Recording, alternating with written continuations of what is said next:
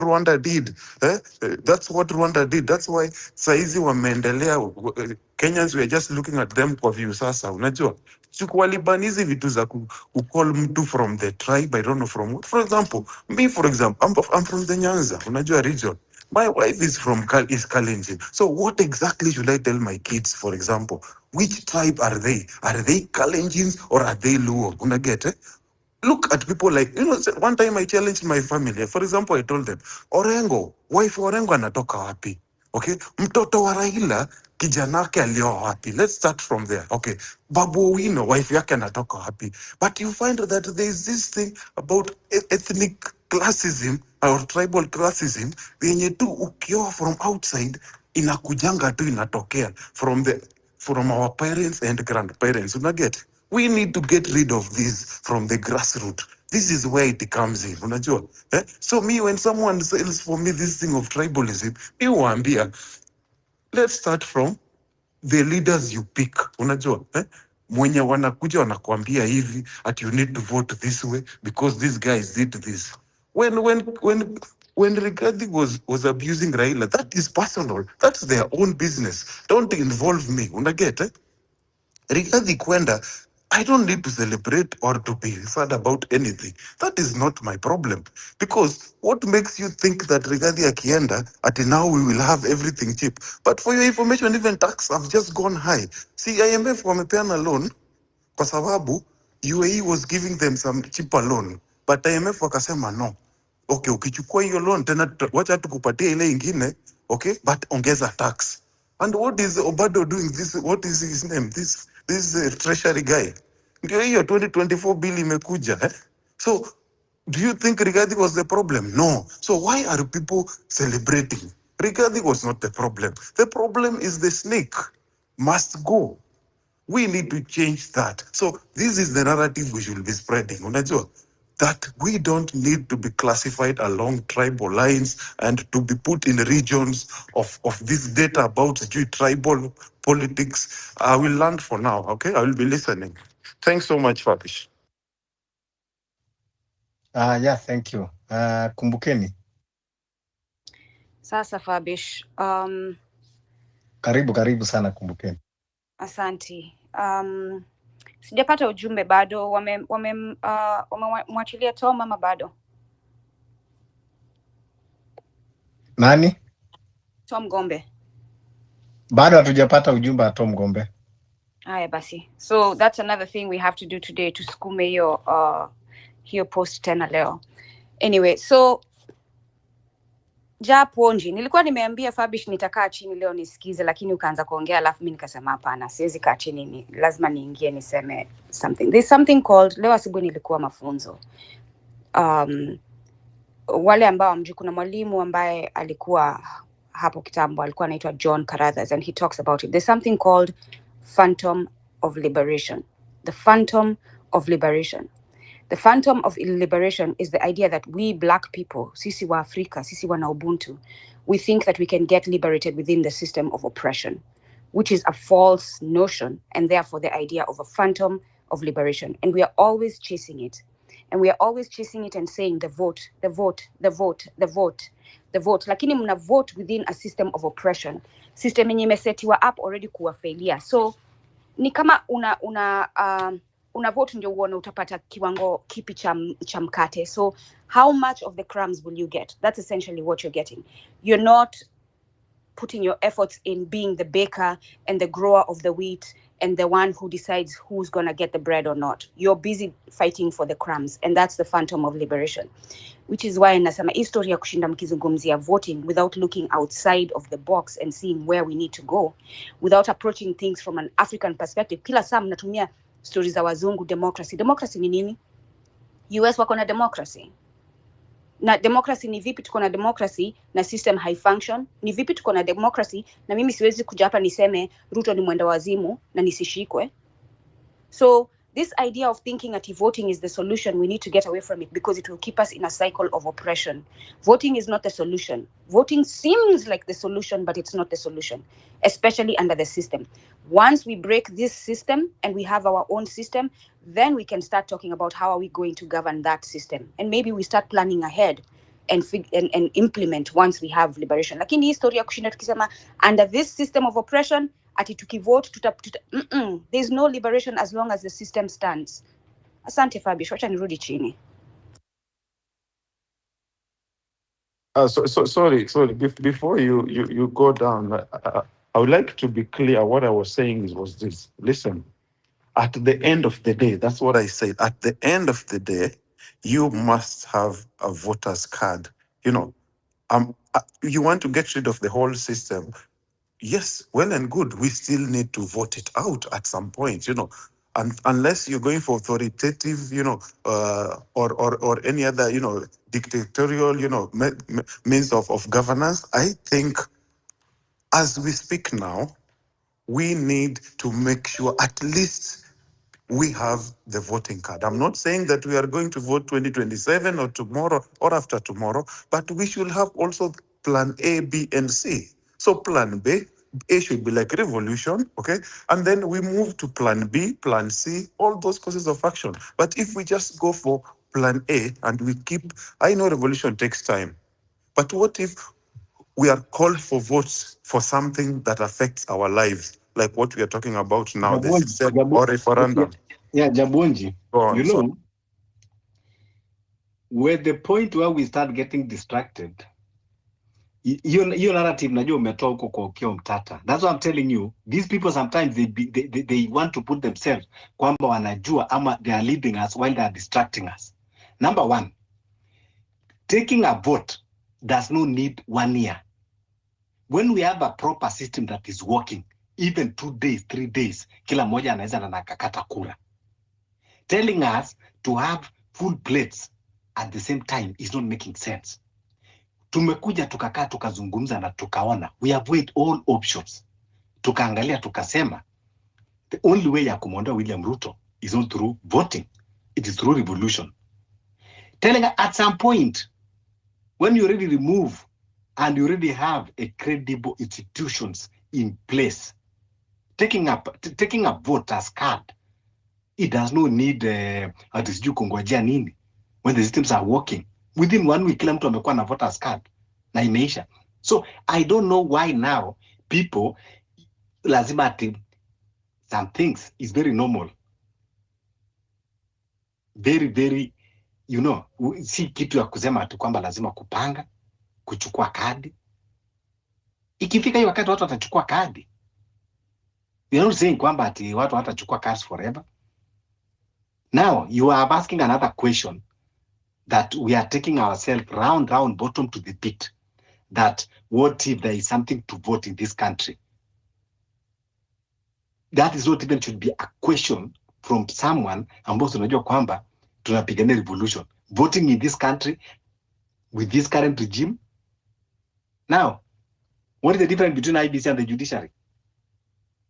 You want to tell me that things that judiciary cannot do, IBC will have that miraculously, that they will execute the mandate as expected, while judiciary, that actually they are the ones supposed to be very strict in adhering to that constitution, are doing other things. So what we should be saying is, in this current regime of William Ruto, we don't want to hear anything about call voting. Ujaribu kutu aus, yani anything about voting under William Ruto is a scam. We must first understand and stick to that. Hata iwe nini, anything about voting in William Ruto regime, that one is a scam. So William Ruto akiondoka, we have, whether hata kama ni transition committee, you know, problem with watu kama Okiya Mtata, they start to be, you know, they are led with greed and opportunistic. Kwamba, okay, this is an opportunity, tukuje, tutafute ile fame ya wanasiasa. Now they are not thinking about the interest of the country again. They are marauding like wounded hyenas, looking for carcass somewhere.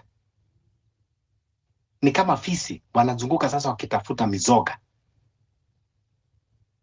That is politicians, typical politicians in Kenya, how they behave. They always look for opportunity, but they don't want to face realities with people.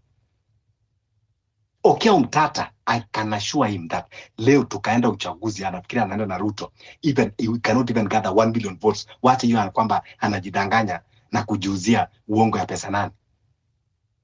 That is the reality for now with William Ruto. But later, yes, it is that we can uplift him. So hii mambo ni ya kutudistract, kutuambia kura kwani inahitaji nini kuchukua kura kama institutions zina work. Siku 2 siku 3 kila mmoja ameweka kura mfukoni. Kwa hivyo mbona tuchukue hiyo ikuwe ni big deal? Big deal ni kuondoa William Ruto saizi. That is a big deal. Tukafika 2027 kama tujemuondoa Ruto, hatuwezi kumuondoa kwa kura, tutaendelea pia lazima tumuondoe kwa revolution. That is what thing we should be talking about. Fabish, I understand that we are in a forum for revolution.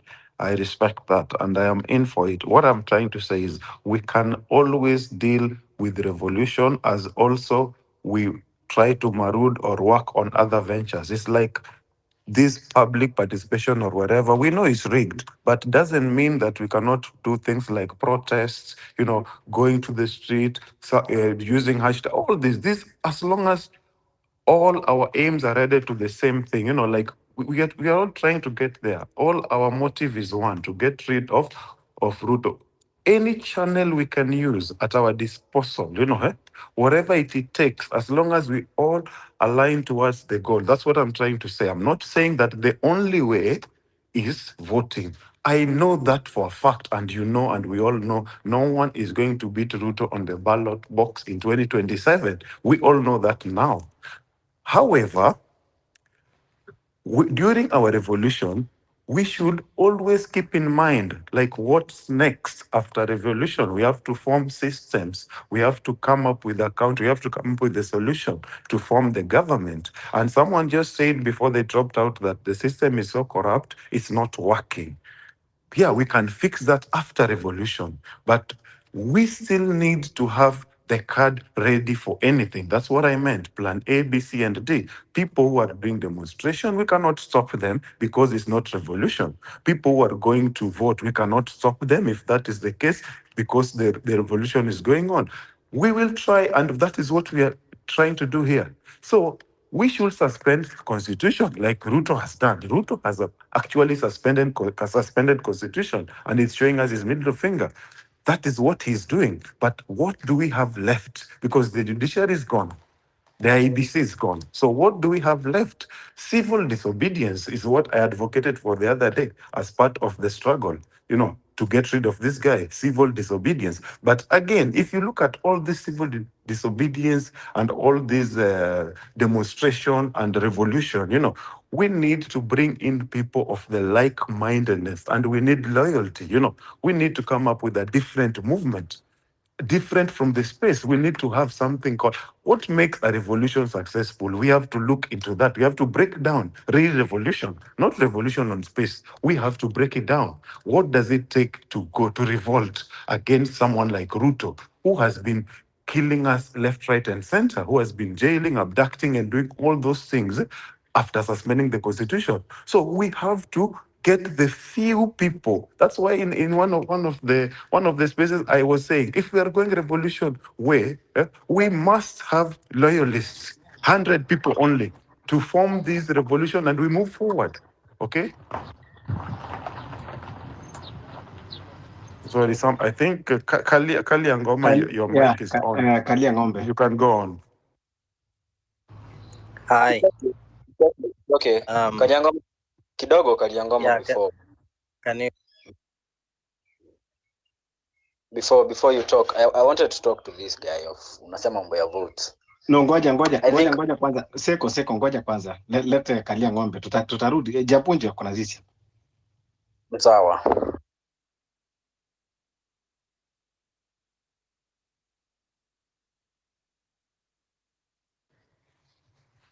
Yeah, Kalia Ng'ombe, kindly open your mic.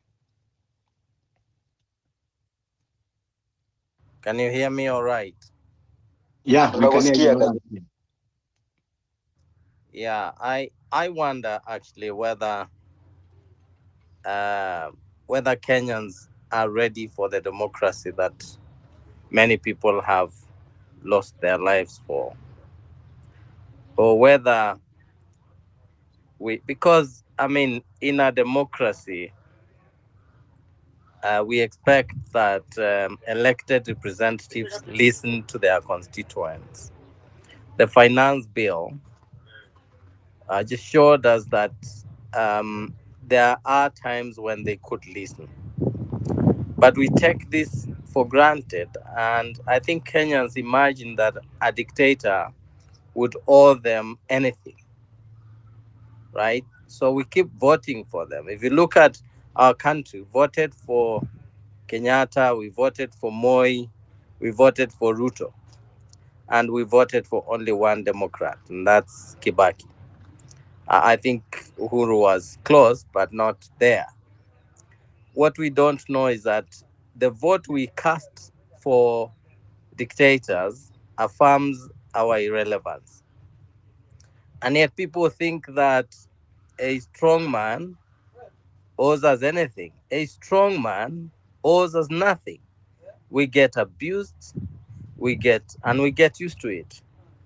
But it seems to me that we love them. How many people, including the Gen Zs now, are ready to fight? Maybe we should reach a point where we say, let's give Kenyans their skunk, right?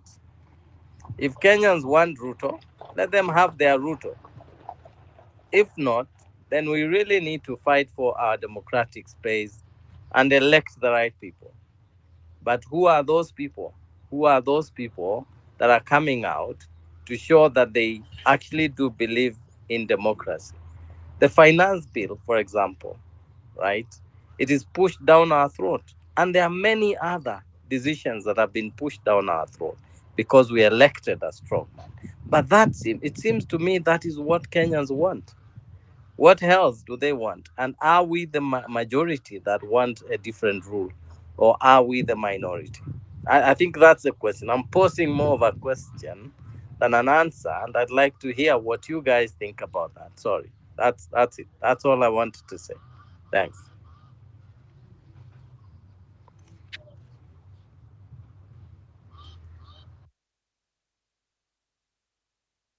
Sorry, Kaliangoma, can I respond to you?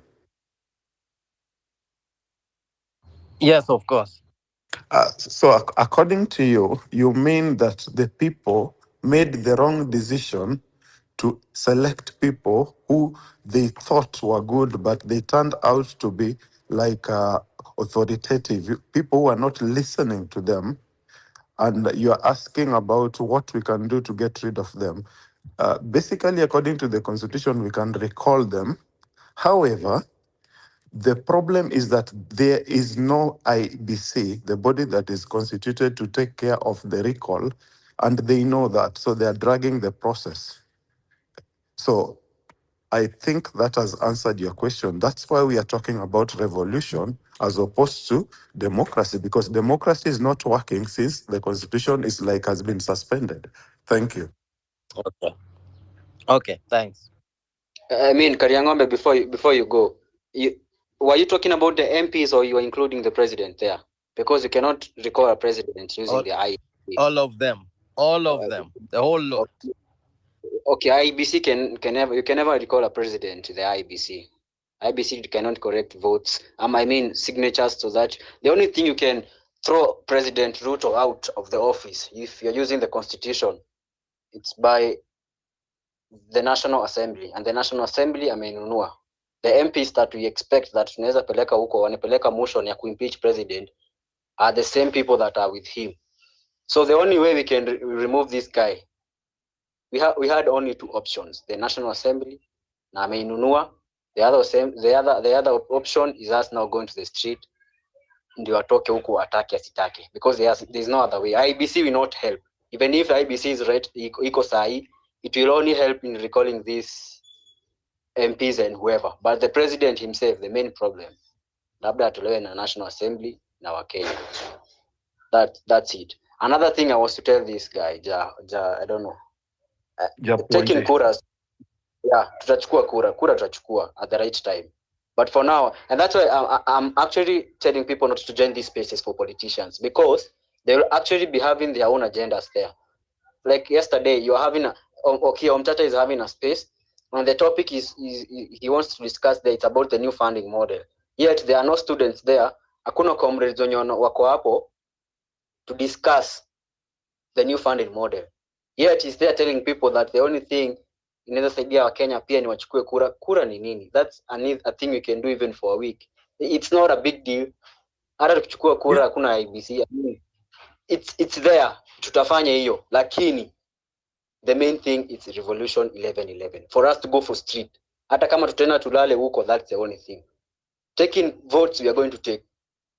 New registered voters will be there. Many of them. You wait and see in 2027.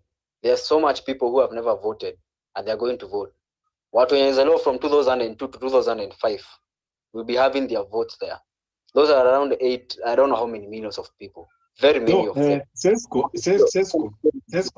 Yeah. What you should understand is, it is not guarantee that we are going to have election in 2027. It is not guarantee. And if William Ruto and all these other bunch of politicians waiting for that 2027, they might be surprised. That election might be next year. It might be 2026. It might be early next year. It might be mid next year. So, kitu ya kwanza is the narrative of these politicians, these opportunists, that they will be coming now and posing a question. Yes, you know, even if we remove William Ruto, and then what? What will follow after that? To me, I'm sorry to use these words. I want to say those are very stupid questions that does not make any sense. Because you want to tell me that if anything happens today to William Ruto, that the country now is dead, that the country now cannot move on. So I don't want, when I hear somebody saying that if you remove William, then what? It is very obvious. We remove William Ruto, then we change the country. What are you asking me again? Then what? Another thing is they will be telling you that, oh, you know, the politicians, what they are trying to tell you, but they want to come in different ways. Ukisikia kwambia, oh, you need to take votes. What they are telling you in another way, wanajaribu kuambia, you need to have me in mind. You know, Okia Omtata, it should be patriotic and it should not be selfish. It is not a must that he become president. He has been in the movement, yes. He's a good person, yes. But it doesn't mean kwamba every good person deserves to be president. You can be good in other areas. Kwanza, that is, let us understand each other for that. In fact, even if you ask me, Okia Omtata is good, but is not good as politician. So, these politicians should talk being, taking advantages and being opportunistic. Kama wanataka kusimama na sisi tuondoe William Ruto, wawache kujifikiria.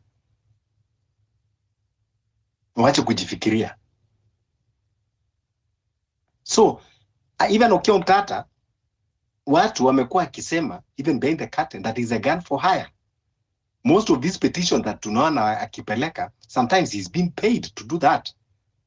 Of which it is okay, as long as it is working for us Kenyans.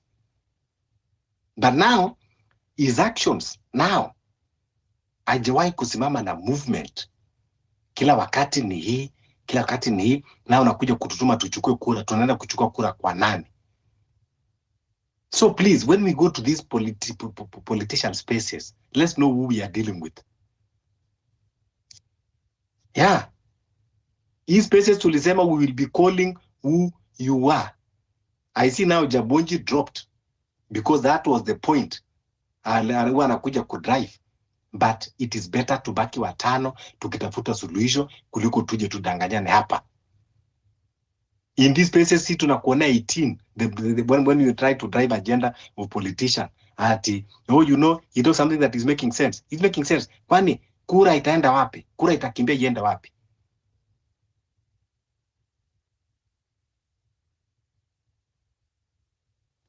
No, we are not attacking Okia Omtata, but we are saying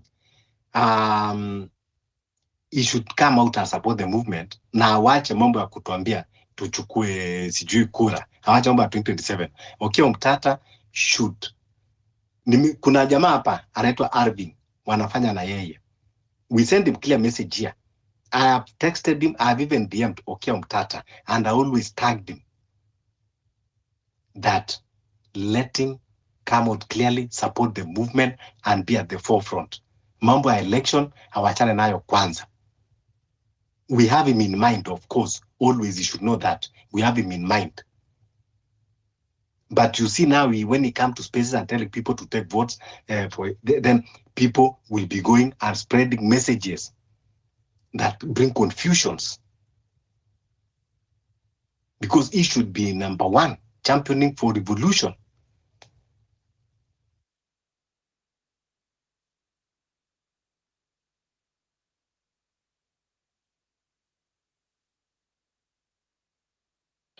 My sense is that we need everyone in. Not we shouldn't fight those that support the movement in any way. I think that there will be different ideas brought by different people. Some will say, let's take votes. Others will say revolution. But I don't think that is right for us to push away anyone who has an idea about what should be done. I think we've got one enemy in this country, or maybe two: parliament and government. Anyone else fighting those two should be our ally, and we should not push them away, right? The ideas might be different, but No, the bigger problem, picture, Kalia, the bigger picture. it comes in that ideas. Because when we are saying that we have weight, there is no other way of removing except revolution, and then you are telling us to take votes. Tell me how are we saying that we are on the same page? Because even William Ruto himself, that is what he's preaching, that if you want to win me, wait in 2027, go and take votes and go and vote me out. That is what he's saying. So if you again come here and tell us that let's go and take votes, it's not the same language that you are talking with the same oppressor.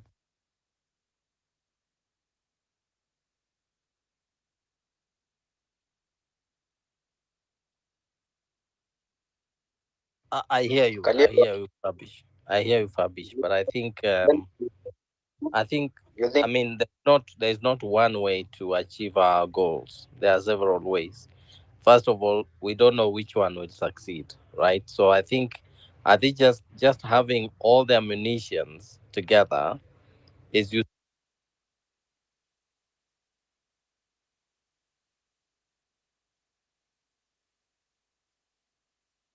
For me is the most important. What you need is people,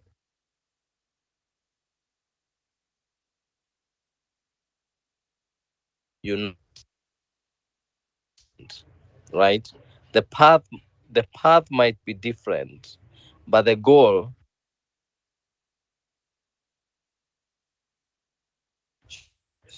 if those people are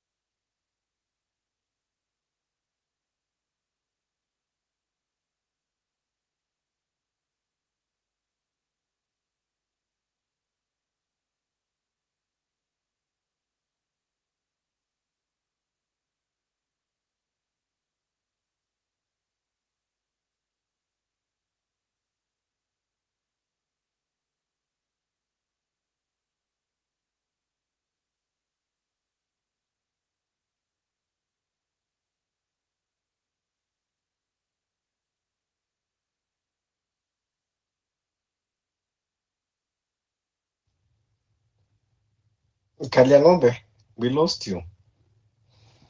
You know,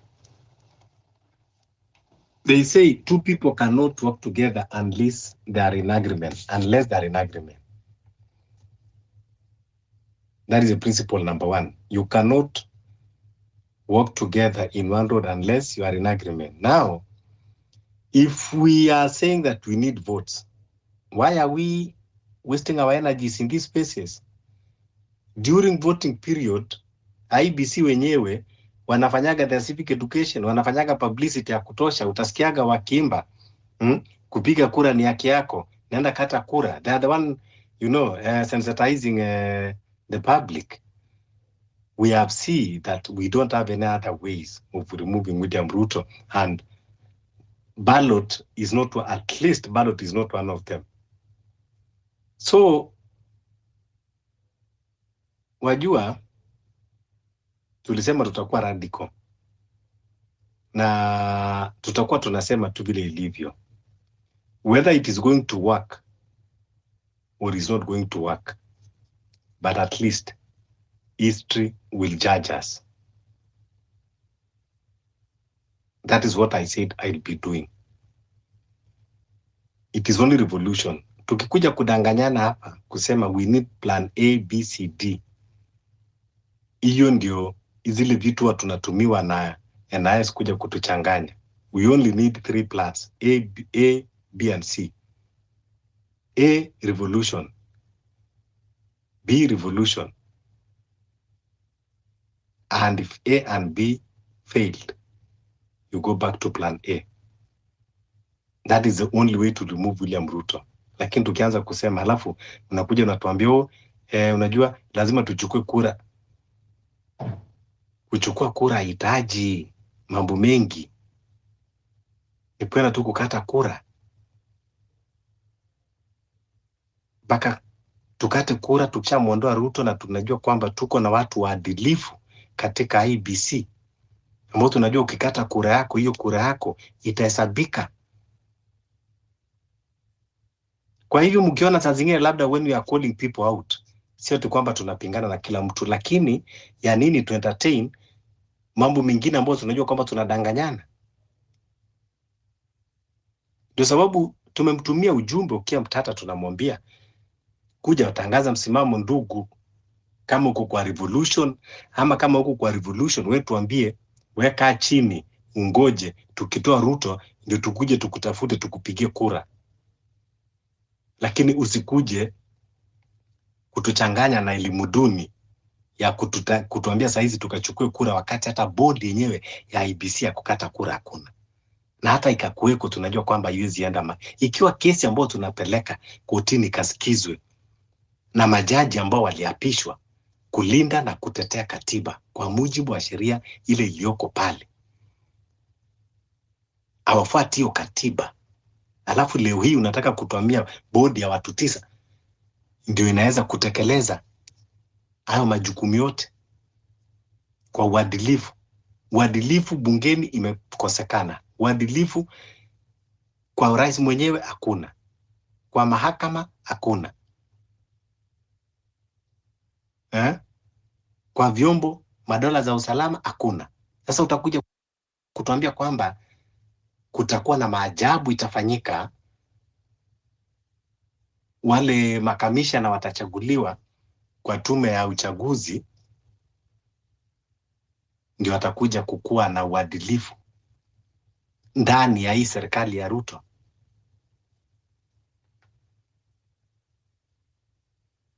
Sasa ile kitu ambayo iko tunasema tu ni kupotezana muda. Saa zingine unaweza kuwa unaonekana uko na ushawishi mkubwa, lakini haimaanishi kwamba unajua kila kitu. Sababu wale ambao tunafinyiliwa ni sisi huku chini.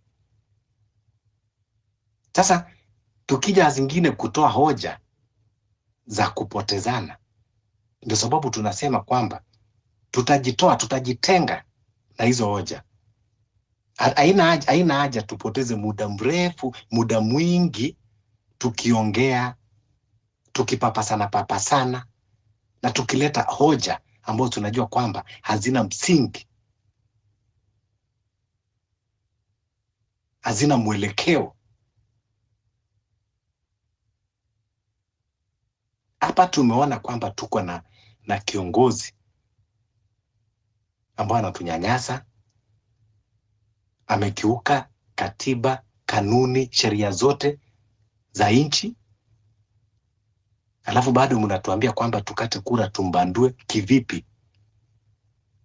Ikifika wakati tushambandua kukata kura, hiyo si kitu ya kusema ati tunaifanya ikue kwamba ni hoja kubwa, lazima sijui tuiwekee miadhara.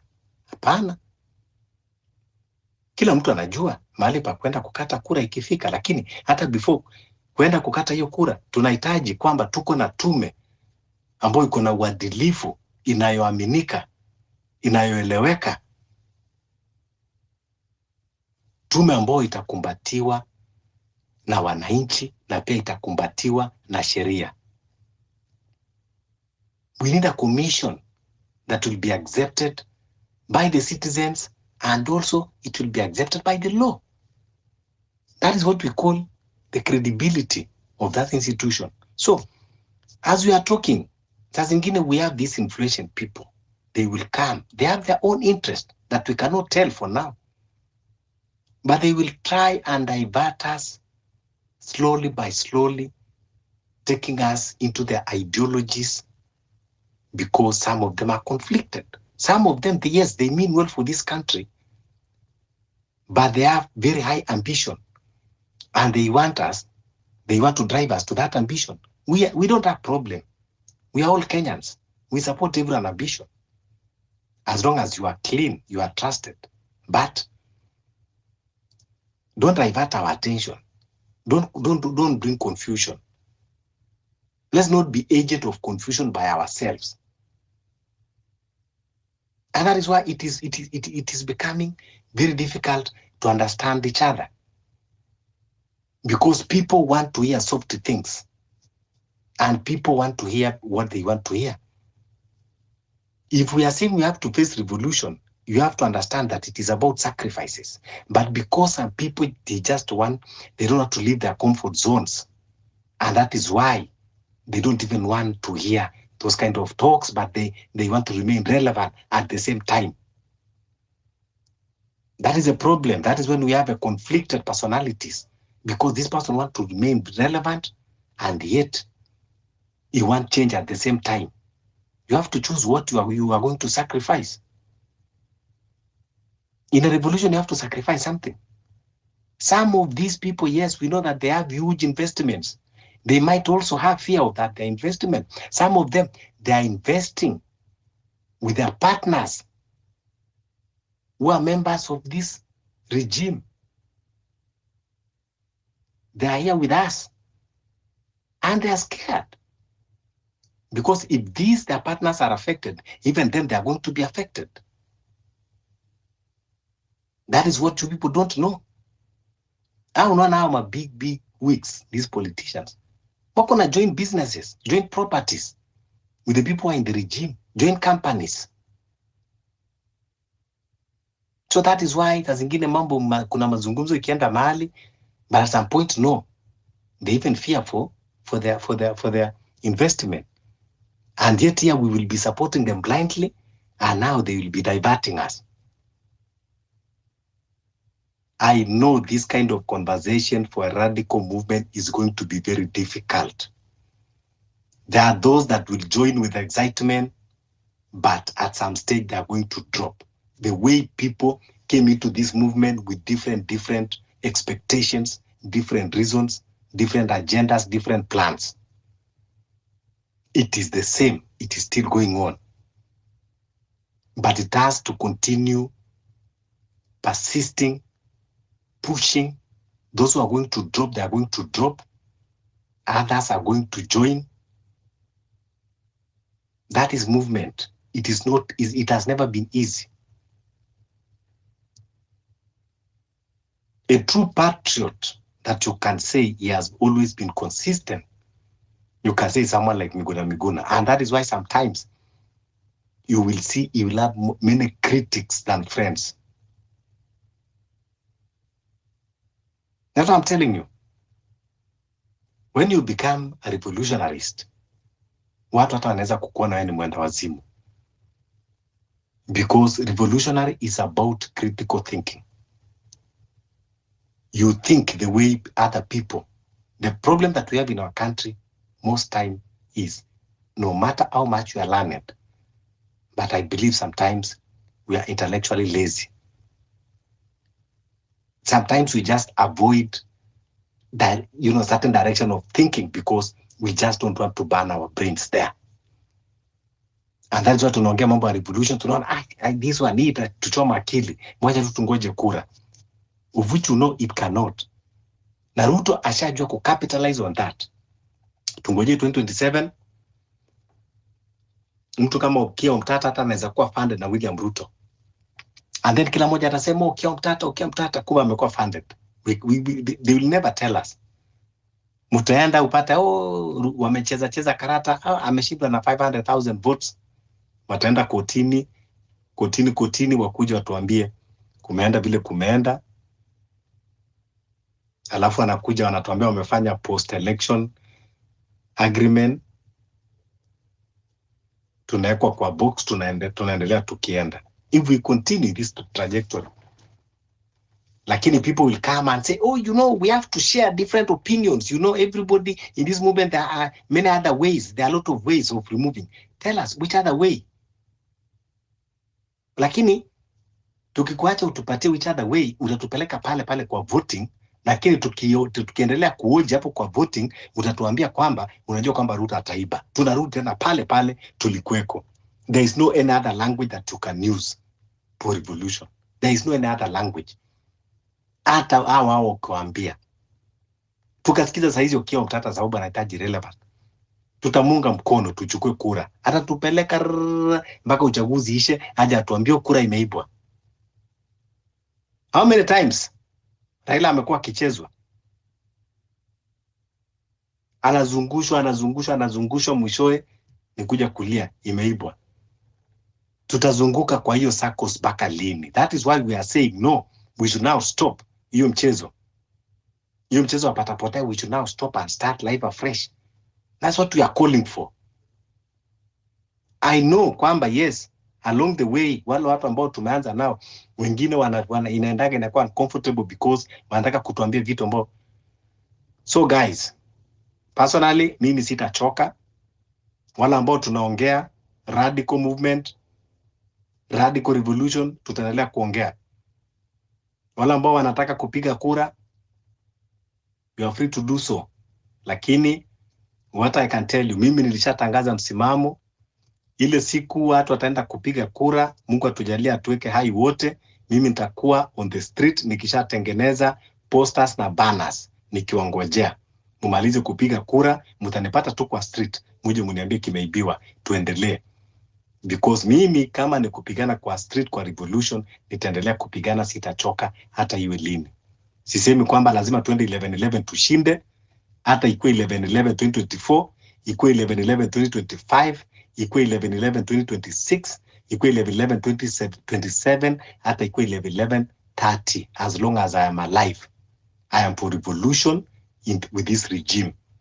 When we get a good regime, I'll be a champion. Mimi ndio nitakuwa naenda kukata kura mapema, na ikifika 4 in the morning nitakuwa napanga line. Maana nitakuwa najua I'm dealing with the right people and my vote counts. But for now, I am not ready kwenda kwa hizo spaces za kwenda kudanganyana na kusema kuwa ati unajua hata kama tutamtoa Ruto, but there's nothing like that. Tunajua kwamba mtoto akizaliwa atahitaji kukuwa na chupa ya kukunywa maziwa. It's very logic. Sasa mbona tunaweka kama kukata kura is a very big deal if it is not distraction? That's why nataka, I want us to understand, and let us stop in this country kuona kwamba everyone is saint. That is a problem that we have. That personalities. Mtu anakuja ni mkora before to realize. And that's why unaona hata hii nchi kama wale wa Finland, watu wa Uasin Gishu wameoshwa hata na makonmen wengi because mtu anakuja mdanganya kidogo. So tunasema kila mtu hii nchi anaweza kuwa ana lengo lake. Regime si wajinga, wakitaka kutumia mtu wanaangaliaga ule mtu ambao wanajua kwamba atawina hati ya watu. So We are not here to attack people, but we are going to attack when you bring ideologies that is not matching with the revolution. We are going to call it out, irrespective. It doesn't matter wewe unataka kujita nani or the influence that you have. It is better to tunaita vitu vile zilivyo. So the reason why kwamba nimesema, because nimeona watu wana comment hapa kwamba mbona imekuwa, we are not attacking Okiya Omtata, but tumesema kuna watu walikuwa kwa spaces zake, tukasema if Okiya Omtata until at this point, even after seeing that judiciary is failing, bado anaambia watu wakate kura, it makes us to doubt even his sanity. What we would be expecting him is to come out strongly and support the revolution and be at the forefront. Lakini si kuja tena kutuzungusha tena kuambia watu wakate kura. That's why we are saying there is a way that unaweza kuja ukasema we even question your sanity. So everyone sahi ambao bado anasema anatupeleka kwa kura, lakini we cannot be following people blindly. Me, I'm not supporting personalities, but I'm supporting agenda that is working for our country.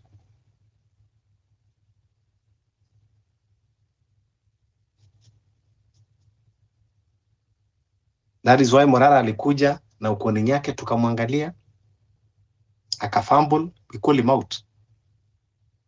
So, Okiya Omtata, yes, watu wengi wanamwamini, but unajua, we have to start by seeing things on a different lens.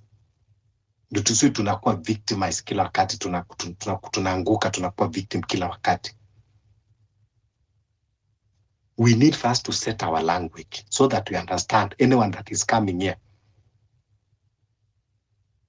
So mtu akija kutuambia wapoya alisema, lakini there is something that, you know, there are many other ways of which tell us those many other ways. If you want to take us to the constitution that this regime are already suspended, iko na only 3 options ya kutoa president: moja akikufa, ingine parliament. Watu yes wanaweza labda kwenda kutumia njia ndefu kuchukua signatures milioni alafu kupeleka parliament, alafu ndio parliament waendelee na procedure. It is still the same thing, parliament. Sasa hiyo ndio utatuambia kwamba ati yo sijui tusukume IBC ndio tuweze kumtoa.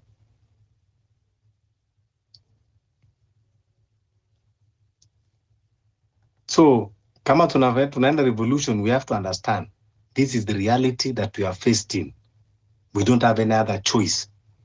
We don't have that luxury. Sisi pia tunachoka tukiwa tunazungumza kila wakati hapa.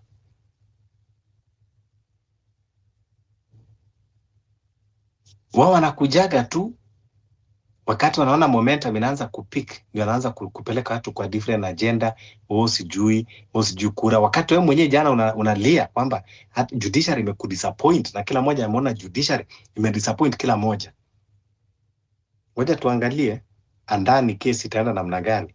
Utakuja kushangaa hiyo conservatory order imekuwa lifted, ndio reality itaanza kuwa hit. 2024 bill is coming back and you are here saying that you are going to vote. Even before you are surprised, you need even to go and read that Election Act 2023 and then see what is inside before even you come and start telling people waende wakate kura. Alafu hata wale watu wanatuma watu waende wakate kura. Wakakate kura wapi? Ama IBC wanapeana kura saizi? I don't know. Anyway, please let's continue, sababu hii safari ni ndefu. You know, at some point nilikuwa nafikiria kwamba tunahitaji kufanya civic education mashambani peke yake, lakini kumbe hata huku mijini pia tunahitaji kujifanyia civic education wenyewe. Jasiri, kuja utuongeleshe ndugu yangu. Kujeni tafadhali munisaidie tu tuzungumze, because kazi ni kubwa.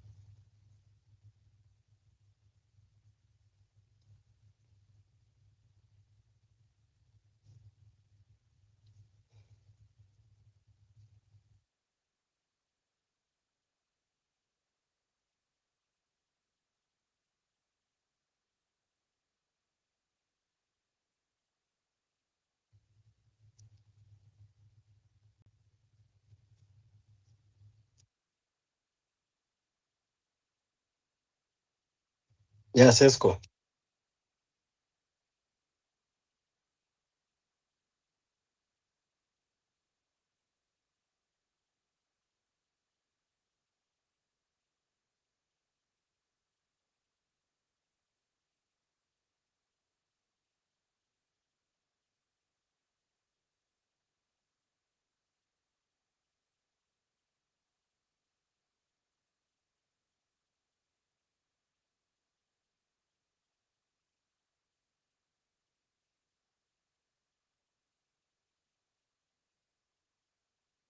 Yeah, so tuendelee kuongeleshana,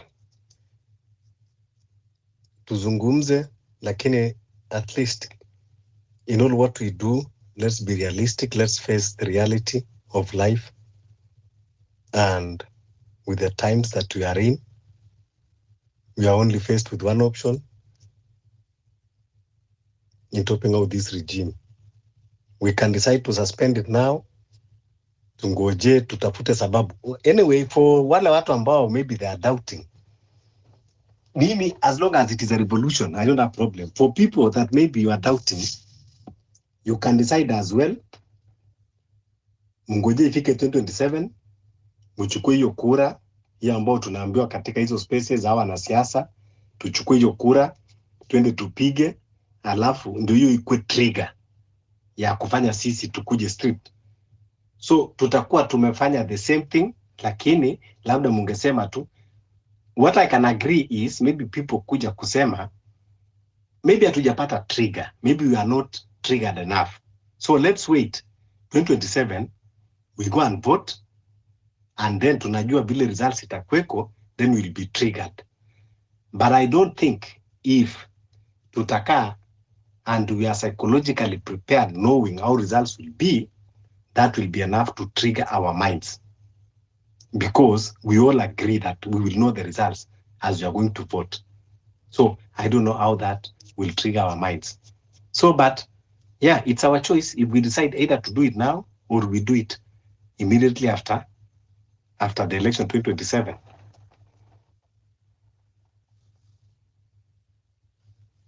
We can decide to feed their ego, if that is what will make them comfortable. If that is what ikiwa lazima for them to be with, you know, to be with us in the movement. And in 2027 now, when you go to the street, it will not be about Kenyans. It will be about personalities. Itakuwa kuwa hawa watu ambao wanataka kutupiga ni wale tuliwashinda kwa kura. You know, they will have a reason. Watakuwa sasa ndio wanasema hawa watu ambao unaona kwa street ni wale ambao tuliwashinda kwa kura. They don't want to accept and move on. And that your demonstration will not look like patriots who want to redeem the country. It will be like personalities in the picture. You know, that is how the world will perceive. So it is better we do it now when there is no election, when someone will not say this person is fighting me because I defeated him or I defeated them. So it depends. What do we need to decide? So for me, nimesema 11-11 is the beginning. We start boycotting Safaricom and fighting anyone who is affiliated with this rogue regime.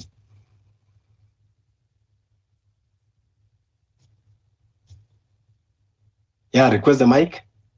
Akina Cyprian, tell us your mind. Tell us what are you thinking?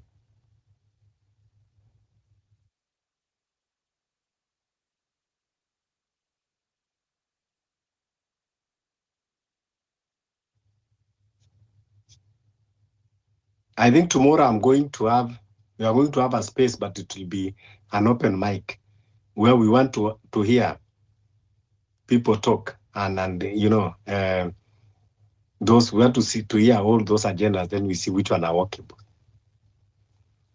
Wala watu ambao wanatuambia tushike kura, wala watu ambao wanatuambia tufanye hii.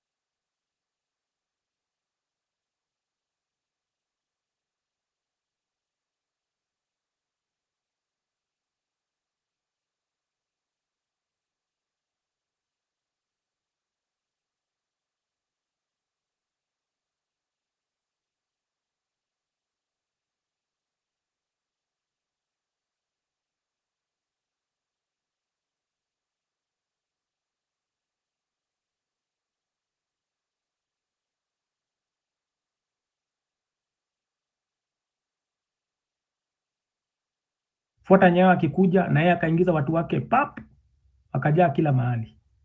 So tukaanza tu on the wrong footing, na ndio sasa hata hizo vita za kujaribu kuleta the real change in Kenya ilianza zamani. Ndio tulikuwa na vitabu kama Not Yet Uhuru, unfortunately tukakuwa na Kakuu, unakumbuka 81, kuna wale bado hata mimi nilikuwa mchanga, but the idea is unapata Kenya tukakuwa tu na we have never settled because tribalism was always there. Siasa ikashika hiyo nini. So tulipoingiza multi-party, Moi alikuwa amerevuka, alitumia 92 ndio tulianza multi-party, akadivide watu kwa sababu 92 hata actually 92 alishindwa na Matiba. I'll be very brief on that history, lakini alirig, walipoenda kotini ikatupwa. Unajua that time Moi alikuwa total power, haungemshinda. Wacha sasa hii Ruto anajaribu ameanza kushika kila branch ya serikali. Moi alikuwa kila kitu, alishindwa na Matiba, lakini hata siku hizo Kibaki alitumiwa ndio agawanye central vote, alafu Matiba akaibiwa, alafu ikapotea tu hivyo tuseme. But by the time tumefika 2002, Wakenya walikuwa actually 97 Kostina 97. Sasa kila kabila ikachukua njia yake. Ngilu akona yake, Wamalwa akona yake, Raila akona yake, kila mtu akaenda. Wakenya wakaona tena 97 tumeshindwa na Moi. Alikuwa amepata now the extra 5 years atawale. Sasa lazima angetafuta mtu wa kuingiza 2002, na saa hiyo Wakenya walikuwa wameshiba, wamesema tunajaribu kutoa hii KANU, hatuwezi. Wakenya wakawaambia sasa, nyinyi opposition kama amuungani, shauri yenu hatuwapigii kura. So wakajiangalia wakasema 97 kwa hizi ma opposition watu walipata kura kivipi? Kwa sababu Wakenya tukawalazimisha muingie NAK, National Alliance Party of Kenya, okay? Mnaweza angalia kwa Google mtaona hizo historia. Alafu hiyo NAK ilipoungwa kwa lazima, wananchi wamesisitiza, tulikuwa tunangojea Raila aingie. Alikuwa na NDP saa hiyo. Okay? Raila akakataa kuingia. Last minute tukingoja uchaguzi imekaribia 2002, Raila akachukua NDP akauzia KANU. Kuna wale wazee hapo wanakumbuka. Akauzia KANU akidhani Moi lazima atoke na hakuna kigogo cha siasa KANU saa hiyo. Unajua Moi hakuwa anaacha mtu mwingine akuwe mkubwa kama yeye. He did not raise, inaitwa protege kwa kizungu. He was the total man. Lakini walipoenda, kama mnakumbuka kitu inaitwa kichinjio Kasarani, Raila akitarajia Moi atasema huyu ndio anaingia. Moi alisimama akasema huyu kijana anaitwa Uhuru ndio nimeamua. So hapo ndio vitu zilienda mrama. Raila alipoona sasa amesalitiwa na Moi, ndio alitoka wakatafuta kachama kanaitwa LDP, kwa sababu sasa tulikuwa tunasema tingatinga imemezwa na jogoo. Akaingiza NAK ikakuwa NAK. Sasa Wakenya 2002 ilikuwa tunatoa, we were not looking at who we were voting in, kwa sababu Ismail ameuliza what did we do wrong. The problem with Kenyans, we were looking at who we are voting out. So our interest was to toe KANU. So tulikuwa tunaenda tunatik 6 piece. NAK, hata mjali nani anaingia. Sasa bahati mbaya hawa watu Raila alitoka nao kwa sababu wengi walikuwa KANU, Kamodho, akina nani wakakuja wakasurvive kwa sababu wameingia sasa ndani ya NAK. Ikakuwa sasa kuna ahadi ya wataenda watutengeneze katiba mpya. Hii ni historia ya zamani.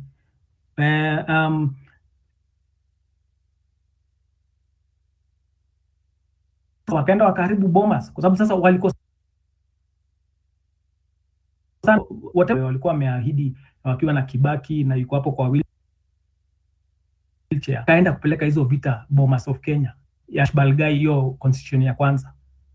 So baada sisi watushughulikie kama Wakenya, hawa viongozi kwa sababu hawajapata zile vitu wanataka wote, na sisemi tu upande moja, wakatuharibia katiba ya kwanza, wakaingiza chuki. Na hiyo chuki ikaingia 2005 ikakuwa mambo ya orange na banana. Chuki ikakuwa 41 versus 1, wale wanakumbuka, nakuja na mbio. Tukapata orange iliposhinda ikakuwa no, this was a referendum mtoke. Tukaingia 2007 sasa na chuki ya 2005 ndio tulikuwa na hiyo post election violence. Sasa kwa sababu hiyo post election tukasema katiba ingine sasa tufanye, hata kama ni kubwa na iko na gharama, afadhali tuwe na kitu inalinda kila mtu. Ndio ukaona zamani, kumbuka, tulikuwa tutaka majimbo, Wakenya kwa wanataka majimbo, lakini after 2007 wakasema afadhali kila mtu akuwe na kanchi kake kadogo aweze kujiendeleza, anapata hiyo allocation, anajiendeleza. Tukatengeneza hiyo constitution, na Simba ni mzito, iko na gharama, lakini sio ikaingiza kitu kizuri kinaitwa public participation, ikaingiza vitu vizuri, vina gharama na lazima tupunguze zingine, but ikaingiza chapter ya integrity. Sasa tumepitisha hiyo 2010. 2012 tulikuwa tupige kura kulingana na hiyo katiba mpya ya integrity, lakini Ruto na Uhuru walikuwa na kesi za ICC kwa sababu ya 2007.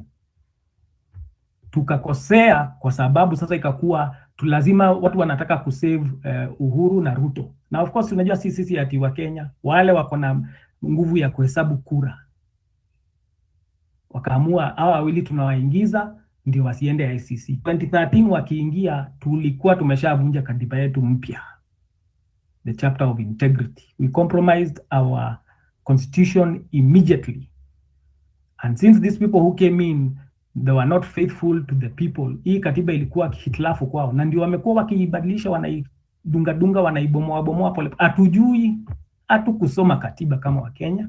Tulisema baba amesoma, Kibaki amesoma, Ruto akisema ni mbaya tunasema hapana, akisema ni poa tunapitisha.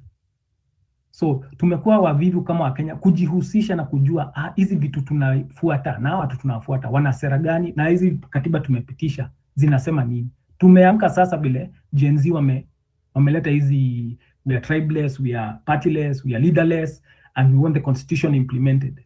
Ndio tumeanza kusema kumbe walikuwa watu consult kila kitu. Vitu ngapi wameharibu na tulikuwa tumelalia masikio. So what has happened is tumeamka sasa, but even ndio kulienda. We compromised our constitution then. Si ati Uhuru was perfect, lakini ikaendelea hivyo. Now that we have woken up na tumegundua the 3 arms of government which are meant to serve us. Kwa hiyo constitution siku hizi tunaongeanga mambo ya article 1.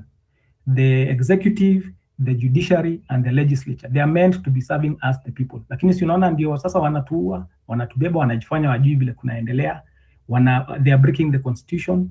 They can remove a DP without IEBC and install another one without IEBC, without a referendum, with fake public participation. That is the problem. But how do we fix that? Mimi ni mtu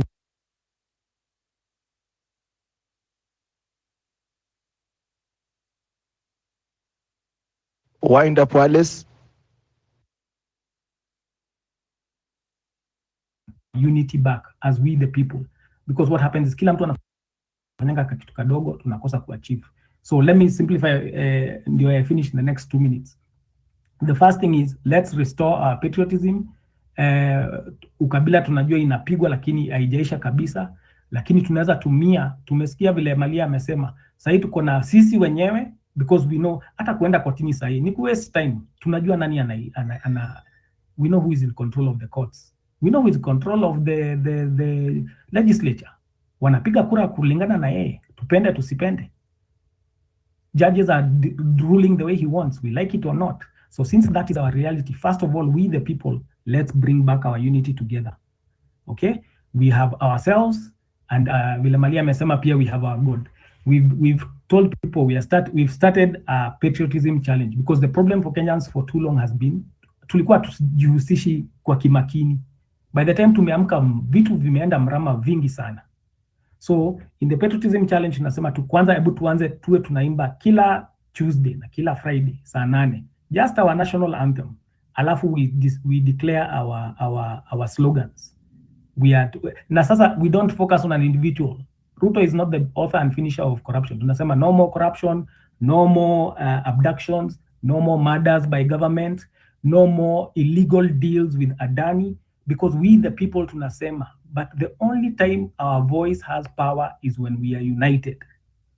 Si ati mimi nafanya kitu yangu, Pipita anafanya yake, Morara anafanya yake, sijui comedian anaitwa anafanya kitu yake hiyo ya Uhuru Park. That's not how it's going to work. Kwanza hebu tushikane pamoja as we the people, tukae na undugu kwanza. Hiyo umoja, hiyo tunaimbaga kwa nini, wimbo wa taifa.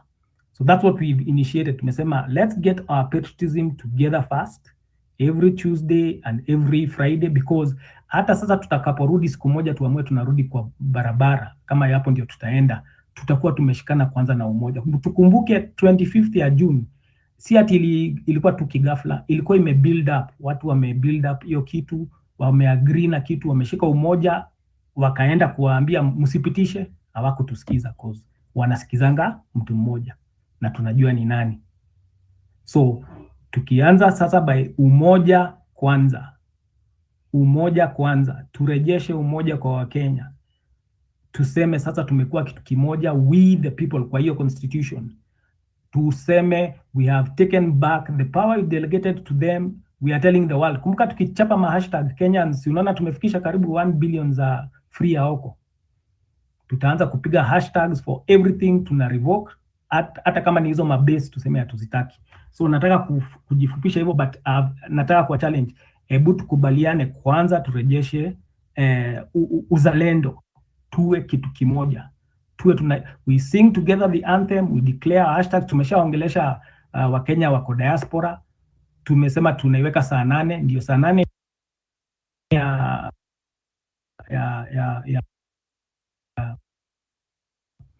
Kenya. Tuna hope of course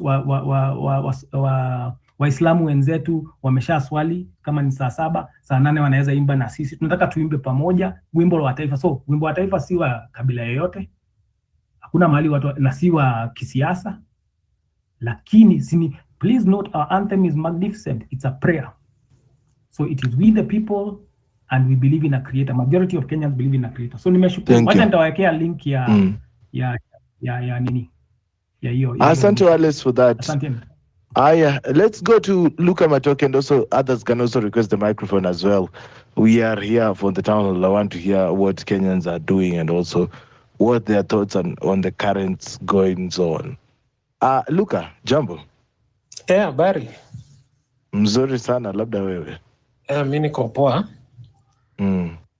Yeah, I quickly wanted to jump in and add on what I think it was Malia that was speaking about our information with the one of the service providers, the mobile service providers.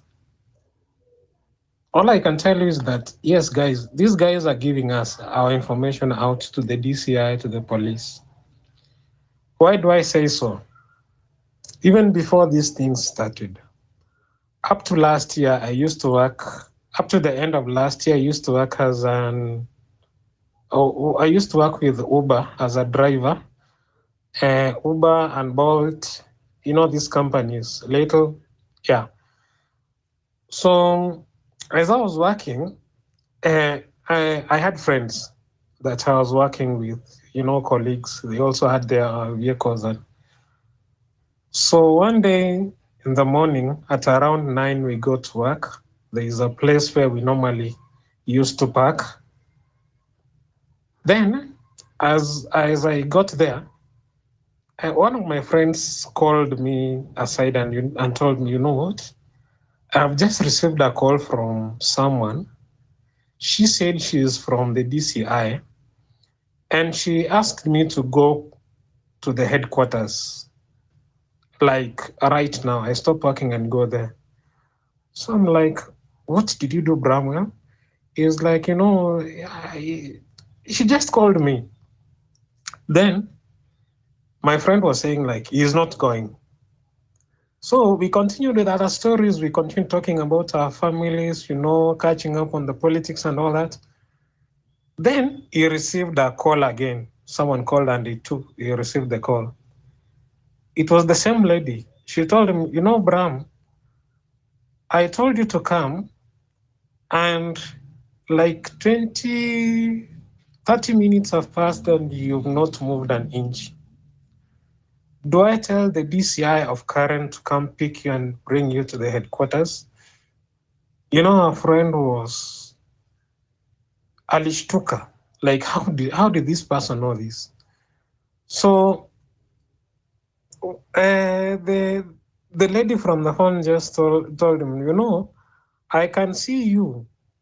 I can see that where you are with your phone. I can see where you're standing. So what does this say? These guys, they have our locations. So long as your phone is on, they have our locations, and that is how they track us down. And you know, they're able to know where you are. That's why you heard Male was saying that you find that someone is not living in Rongai, Nongata Rongai, but they are able to tell that you are in a matatu, you are on your way to Ngata Rongai. So that clearly shows that these guys are tracking our phones, and they know. Once they have your phone number, not even your phone number, once they have your information, even if it's the national ID, they're able to tell. So like in this case, my friend, so because they had called him and told him he has not moved an inch, he was forced to, you know, stop all work and start going towards the headquarters of DCI. So as he was on the way, now this is what he reported to us later, that as he was on the way, and the lady kept on, you know, seeing where he is. Then at some point, he met, you know, on the way, met a traffic jam. Then he was forced to, you know, he was forced to like stop. So again, the lady called him, asked him, Brahman, why are you not moving? I can see you're on Valley Road and you're not moving. And then, yeah, he told him, you know, he told her that, you know, there is a traffic jam. That is why I'm not moving. Then she told him, okay, continue coming. So this clearly shows that these guys, they have our information. They have our information. Yeah, and the courts are not helping us, sadly. They are allowing our information to go to these guys, and, you know, they're causing us harm. Even me who's speaking this moment, they might decide to come for me, and I'm helpless. So our information is out there. No matter how much these mobile service provider that has been accused a lot, they're giving out our information. No matter how much they keep giving statements that this and this is not happening, I don't trust them, because you can see there's a clear sign that information is being given out and people have been killed. So this is another area that we really need to be careful with. At the moment, I don't know what we can do. Maybe guys can chip in and give us information on what we can do best to avoid being arrested. But it's happening. It's a reality.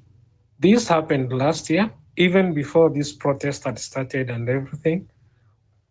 And yeah, I just got reminded of it, and I decided maybe I can share. Yeah, thanks, Pipita. That was my time. You can pass the mic to another individual. Thank you. Thank you so much for that, Luka Matoke as well. Social conversations, engaging topics on your phone anywhere. This is Home Run with Pippi.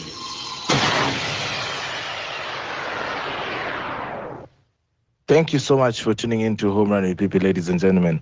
Of course, we are here to try and just get to understand where the Kenyan mind is and what we are feeling as a people, and what is our way forward. Today, the political class did their party. It's called party after party. They selected their own deputy president, and also without and that should tell you a lot, that they don't. That is how much they don't want the IEBC, because given that the speed they worked with, if they wanted the IEBC to be there so that they can confirm Kithure Kindiki professor the right way, they could be. But it seems like there is somebody who is holding that IEBC hostage, or over the parliamentarians. We are yet to know why or how or who. But I feel like there is an invisible hand. AC, How are you doing? Jambo, Esi? Hi, Yes, hi. You can yes, hear I can me? hear you. You have a rebuttal. Yeah, I'm back. Mhm. Now, today there was someone on TikTok na alisema a very interesting thing. Alisema mali imefika as Kenyans, sai ni sisi kwa sisi. Like it's us Kenyans versus the government. So kuna mse hapa aliongelelea about how the government inasema vitu ziko at cheaper prices. Let me tell you, hakuna kitu imeshuka. In fact, vitu ziko juu. So last month I did a shopping. Wacha napoteka scenario. Unga ya soko ilikuwa 132 bob. Jana nilifanya shopping. Unga the same unga ilikuwa 170 bob. I'm not saying ati ni but unaona imepanda. Mafuta the same thing. So I don't know why the government inajaribu kusafisha jina while the ground is totally different.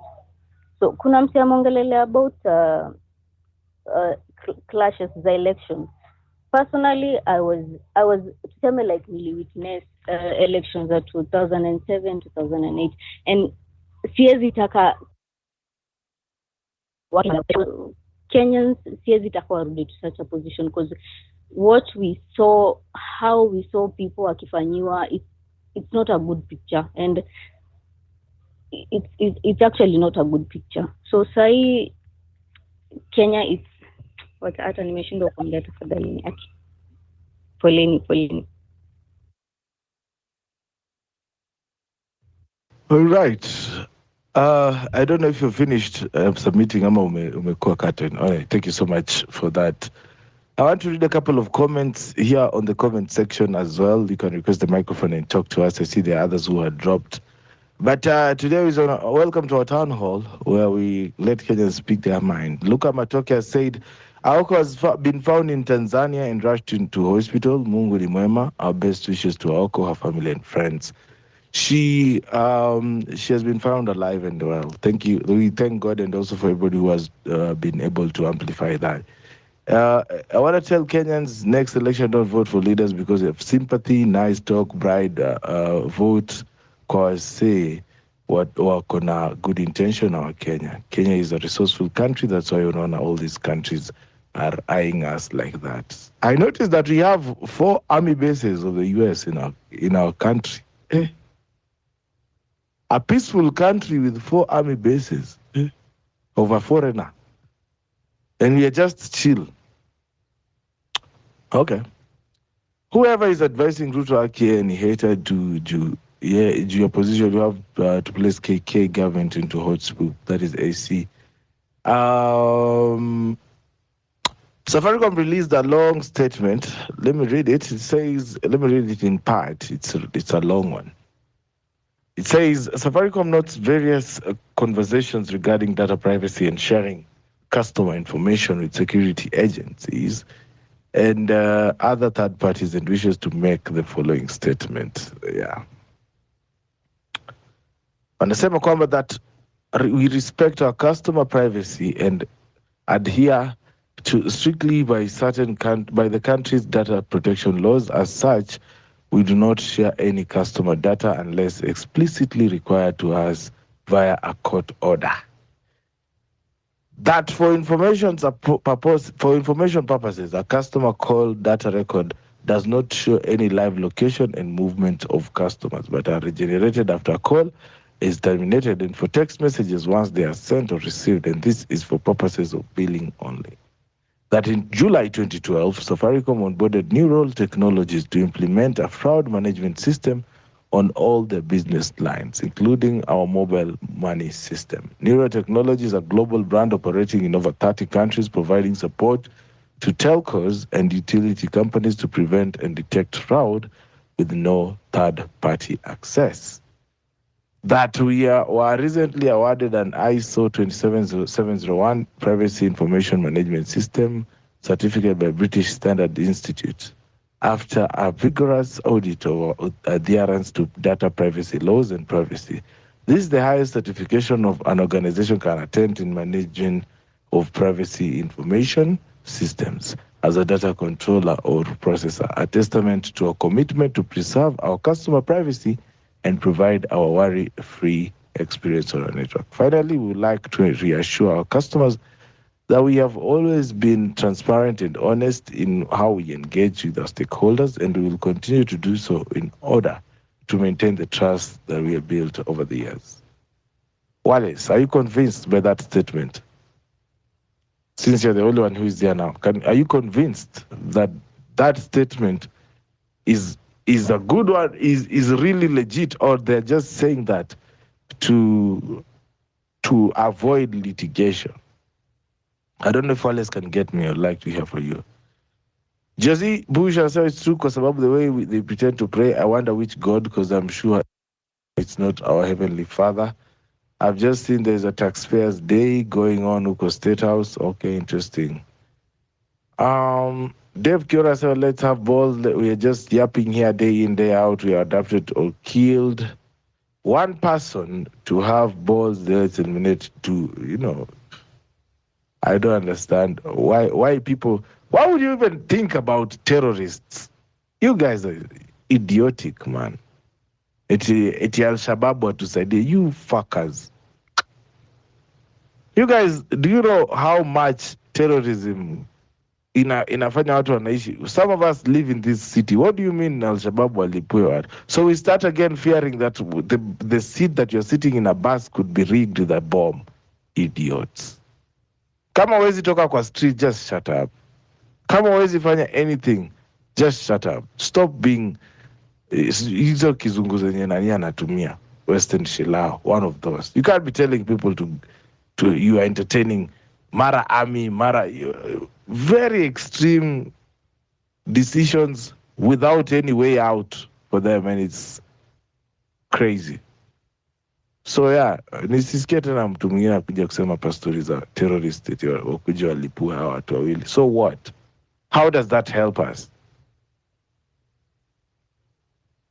Is it practical? Ama unataka tu useme kitu tu ufurahie. Let us get done with them, and then what is your plan? Okay, good. Ismail, I see you back. Yeah, I agree with the previous speaker that we used to have political skirmish, post-election violence before. But what 2007 was, if the other post-election violence were a kid's play, the 2007 was a monster. That's what I meant. I don't in any way refute the claim that we used to have such challenges even under Moi regime. So that's what I wanted to agree with Mr. Wallace, because it will be also prudent to be very factual in our talk, and I really like that comment, so that everyone can get a correct picture of how things were, especially for the younger generations who will be in the space hearing this discussion. And number two also, which I need to reiterate, is about Josephat Karanja. So Josephat Karanja was the 5th vice president, and in 1988 to 1989. So Josephat Karanja's story rings a chord or kind of resembles to Rigathi Gachagua's in some way. Josephat was under Moi, Rigathi also was under Ruto. So these were both Kikuyu vice president and a Kalenjin president. It resonates. But the second thing, they were also taken to the house to be kind of, during those days of Josephat Karanja, we used to say a vote of no confidence to be undertaken, which is the same as the impeachment issue that we are currently discussing. But my point was that apart from the 1963 liberation of the Mau Mau, other Kikuyus, and of course other Kenyans, but a big chunk, we must agree, it was coming from the Kikuyus. The second liberation, which was fight for multi-party, the connection which I wanted to make was that from 89 when Josephat Karanja resigned, and that is a big difference between Josephat Karanja and Mr. Rigathi Gachagua. So Josephat resigned before the vote of no confidence was undertaken in parliament. So he was kind of but when Josephat Karanja came down from that position and the Kikuyus were in the opposition, just look at it. 89, then we moved to 90, then we moved to 91, and in December 91, Section 2A is repealed. So the transformation, the removal of Josephat Karanja lit up the biggest community in Kenya, of course with also other communities, but now the force was so huge that it will take 2 years until December of 91 for Section 2A to be repealed and for the country to have its first multi-party election in 92. So in this second liberation from one party state to a multi-party, Kikuyus, we have to agree when we are reading history, played a big role.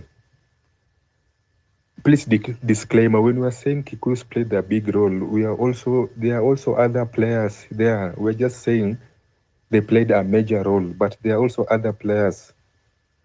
I'm saying this disclaimer so that somebody shouldn't come and start mentioning other people. You don't need to. They were there. But with the descent of Karanja, Kikuyus had been fired up and we went full force for the second liberation. Now, if we are to use the principle that history repeats itself, we foresee with the descent of Rigathi Gachagua, Kikuyus also being fired up and now pushing for another liberation. This is what we are predicting. I don't know whether we'll cash out, but there's an 80% chance this is what will be happening. We're going to have another change, another shift to another level. But apart from saying so, as Mr. Wallace also put this very well, we need to think who is coming next, rather than just focusing on removing the current part. I want to steal a few minutes of the town hall to discuss the issue of our women seeking beauty and how the price of beauty could be very expensive. Condolences to the families of the lady who died while undergoing that surgery, which was just supposed to remove the extra fat, but it ended up piercing the intestines, feces coming out, and infections and death.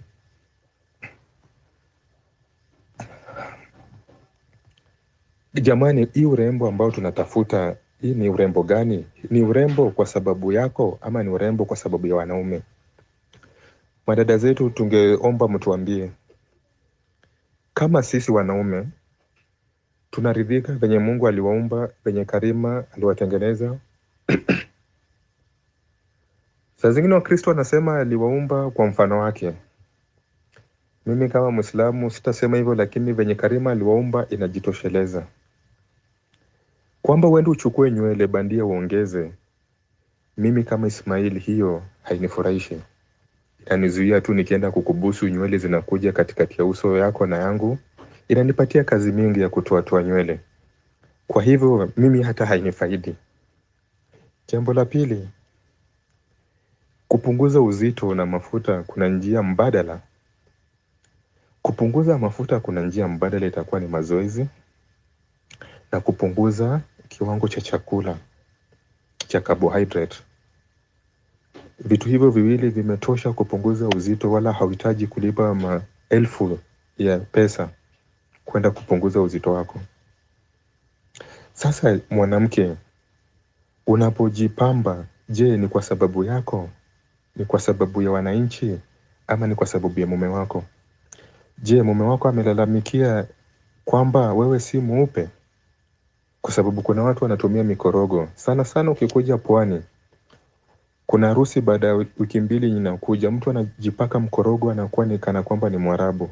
Wiki mbili peke yake. Inamaanisha unajichubua ngozi, unaharibu ngozi yako. Sasa hii maneno ya urembo, tunapotafuta urembo, inamaanisha kwamba kuna tatizo. Vile mwanamke anavyojiangalia, kuna tatizo ndani, sio tatizo la nje. Na wanaume saa zingine tunachangia katika matatizo haya. Kivipi? Kwa mfano, kuna mwanamke mweusi, alafu unaenda unatafuta kidosho mwingine, binti lembelembe, binti baidha. Baidha ni mweupe.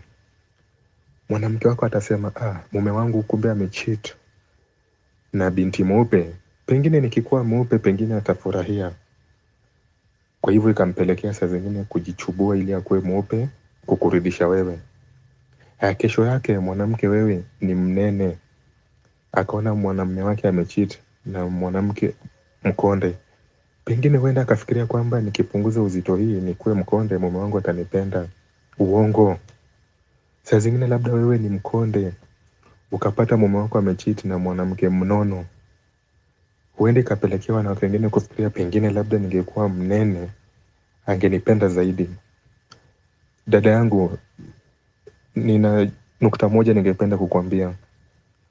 Mwanamume, hiyo si shida yako kwamba alitafuta mtu mweupe ama mtu mweusi ama mtu mnene ama mtu mrefu ama mfupi. Hiyo tu ni tamaa yetu kama wanaume. Sasa shida yetu kama wanaume isikupelekee kutafuta kujifananisha na wanawake wengine. Ungekuwa mrefu bado tutatafuta wafupi. Ukikuwa mfupi tutatafuta warefu. Inamaanisha sasa uongeze urefu wako ama tukukate mifupi urudi mfupi. Sasa tamaa yetu kama wanaume isikufanye ukafikiria labda ungekuwa na umbo hili ama rangi lile ama hulka hii ama hulka ile, pengine mtu wako angekupenda zaidi. Hapana, hiyo tu ni tamaa yetu wanaume. Tumeumbiwa tamaa, na tamaa huwa inatuumiza na saa zingine kutupatia wake wetu shida. Sasa binti uliyekuwa hapa, tafadhali usijitie shida wala dhiki kutafuta urembo usiokuwa na kifani jamani. Ridhika na umbo lako. Tuko na misingi kama mazoezi, tuko misingi kama kudhibiti mlo wetu. Sana sana vyakula vinavyotupatia wanga ama energy ama nguvu kama carbohydrates. Tukizipunguza, tutapunguza uzito. Unaweza kuwa pia ukifunga siku moja ukiruka nyingine, itasaidia. Mwisho, mtu huyu anapokufa hii wiki, kuna watu fulani walikuwa wamekufa baadaye. Kusema kweli sina hakika, lakini duru za kuaminika zinasema kulikuwa na watu wengine pia walikuwa wamefariki katika kliniki hiyo ama spa hiyo. Mbona haikufungwa? Labda haikufungwa kwa sababu ya ufisadi. Hii inamaanisha kwamba ufisadi ikitokea, isipodhibitiwa, itarudi na kuathiri watu wengi, hata wale wa tabaka la juu. Mwisho tena ningependa kumalizia nikisisitiza, wanaume sisi katika hulka yetu tunavutiwa na wanawake ainati tofauti. Saa zingine tunapenda weupe, baada ya muda tunakuwa na tamaa tunapenda weusi, baada ya muda tunajaribu kutafuta wafupi, baada ya muda tunajaribu kutafuta warefu. Kwa kifupi, vile Mwenyezi Mungu ametuumba sisi, ametuwekea mtihani mkubwa kwa wanawake. Sasa madhaifu yetu, mapungufu yetu yasikufanya wewe ukaenda ukafuatilia hizi hulka ukijaribu kuzifata kwamba pengine atakupenda zaidi ukiwa mkonde, ukiwa mweupe, ukajichubua ngozi. Tafadhali, hiyo si shida yake.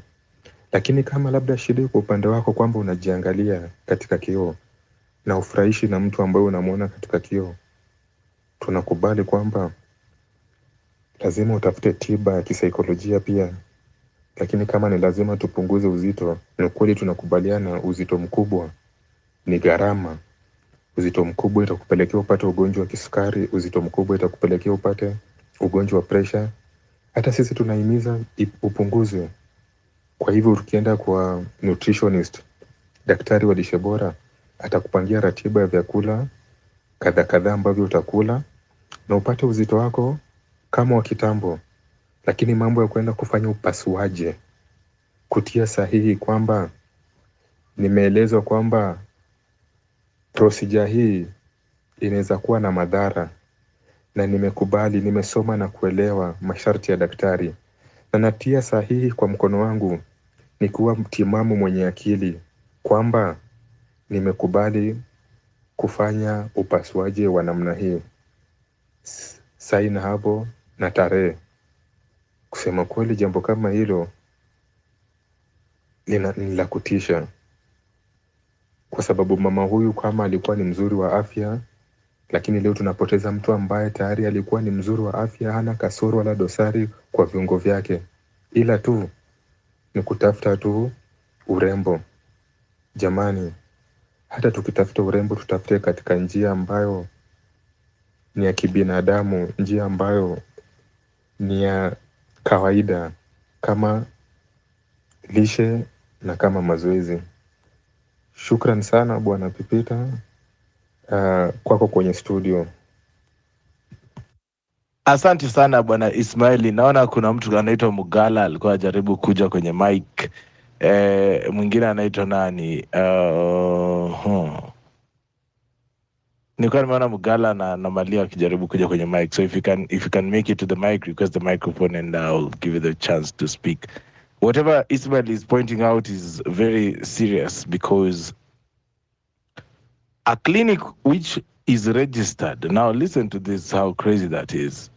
If you don't know what Ismail is talking about, there's a clinic somewhere which was registered in the name of, what do they call it? Counseling services or so of the sort, yeah?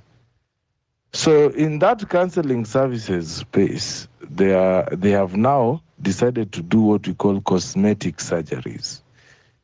Yeah. So in the process of doing cosmetic surgeries, one of the patients, who is now this blogger, died. And it was crazy because they're saying like food inaitwaje, intestines zake zilileak. I am not a doctor, but that should be a very painful death. And as Ismail is saying, you might think, huyu jamaa anasema nini? But I think it's very important to also talk to people that you are beautiful the way you are. Jikubali. Lakini mkipata ya masikio mniambia. Ukweli sitatoka Kenya na hii masikio kama imejificha hivi. Hata nimeogopa kwenda kupigwa picha ya DV Lottery because hiyo pesa ile tunaenda nikule nyama hapa Baraka Rescue. Because hiyo masikio haipatikani. So kama hiyo clinic wanatengeneza ya masikio, wangetengeneza pesa mingi sana kwa sisi watu round face kama mimi. But sasa unaona wame you know, most of these beauty clinics, they work with the ladies. Raja, wanaume vitu zetu nataka ku-increase size.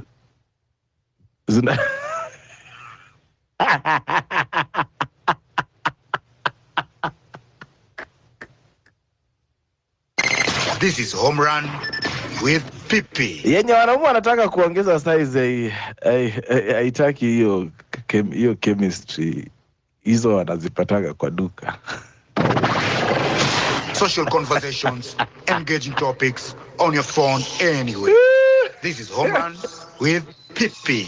How is this show free, man? Yeah, you're listening to Home Run with Pipi. Make sure you umeingia pale hivi kwenye Tifja. Watu wangu, it's the end of the month pale hivi kwenye Tifja line yetu. If you can support us, help us get to keep this space running. We'll really appreciate that. Kwa sasa Tifja iko kwa 00. Nimefikiria tu sahi ama mimi pia niende hiyo surgery. Unajua, labda nikiongeza size alafu nifungue account, unajua, ya OnlyFans, because hapa X haina benefit honestly, tuambiane ukweli. Sasa wewe kila siku tip.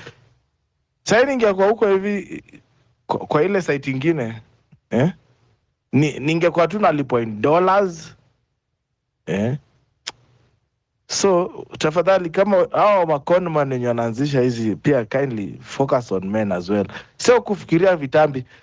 Honestly, wanaume wachache sana, naweza hesabu 5 wenye wanataka kutoa vitambi.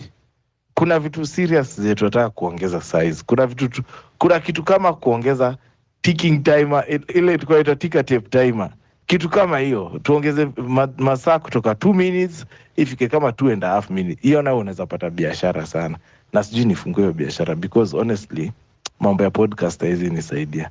So men, welcome to Pipi's Clinic. Hata jina yenyewe inasema ni ya kazi gani. So men, you don't have to worry, I got you. Bei ni ya mwananchi wa kawaida, tunaongeza size per inch. Unajua ni nini naongelea? Masaa pia tunaongeza na masekunde. So kindly men, mimi nimechoka. Hata umerealize ladies mostly ndo wanakuwa conned. Ikifika wanaume yenu mkikoniwa, okay, ndani anaweza kama utukweli sasa tukweli nilinunua mafuta 30 ml ya kuongeza inches, alafu nikapata kumbe nimenunua Arimis. You are listening to Home Run with Pipi. Weekdays from 4 p.m. to 9 p.m. There's like a company which has really taken part in this milking jelly business. Yeah, I don't want to give them free marketing because they already pay a lot of money to Citizen and others. So they have this lady who's always speaking on how milking, but they're not even showing any cows. They're like, nah, milking jelly. Where are the cows you are milking, Salima? Show me the cows. Come on. Anyway, so ladies, we like you the way you are. Kama uko na base, kuna mtu wako. Kama wewe ni light skin, kuna mtu wako. Kama wewe ni dark skin, kuna mtu wako.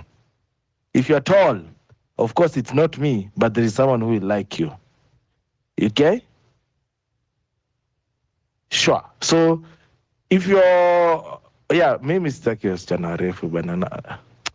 I am too stubborn. I don't want someone to anza nipiga ngoto from above. I want to see her coming. You know what I'm saying? Every time. Okay, good.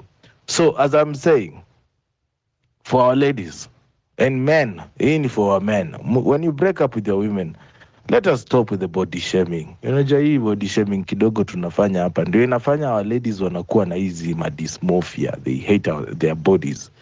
If you break up with someone, and also ladies, unajua inaenda both ways, because also ladies, inasema alafu niweke jingle. Ladies will tell you, wenyewe kweli Ismail, I used to love you, but masaa yako kweli yalikuwa mafupi kushinda headlines. You are listening to Home Run with Pipi.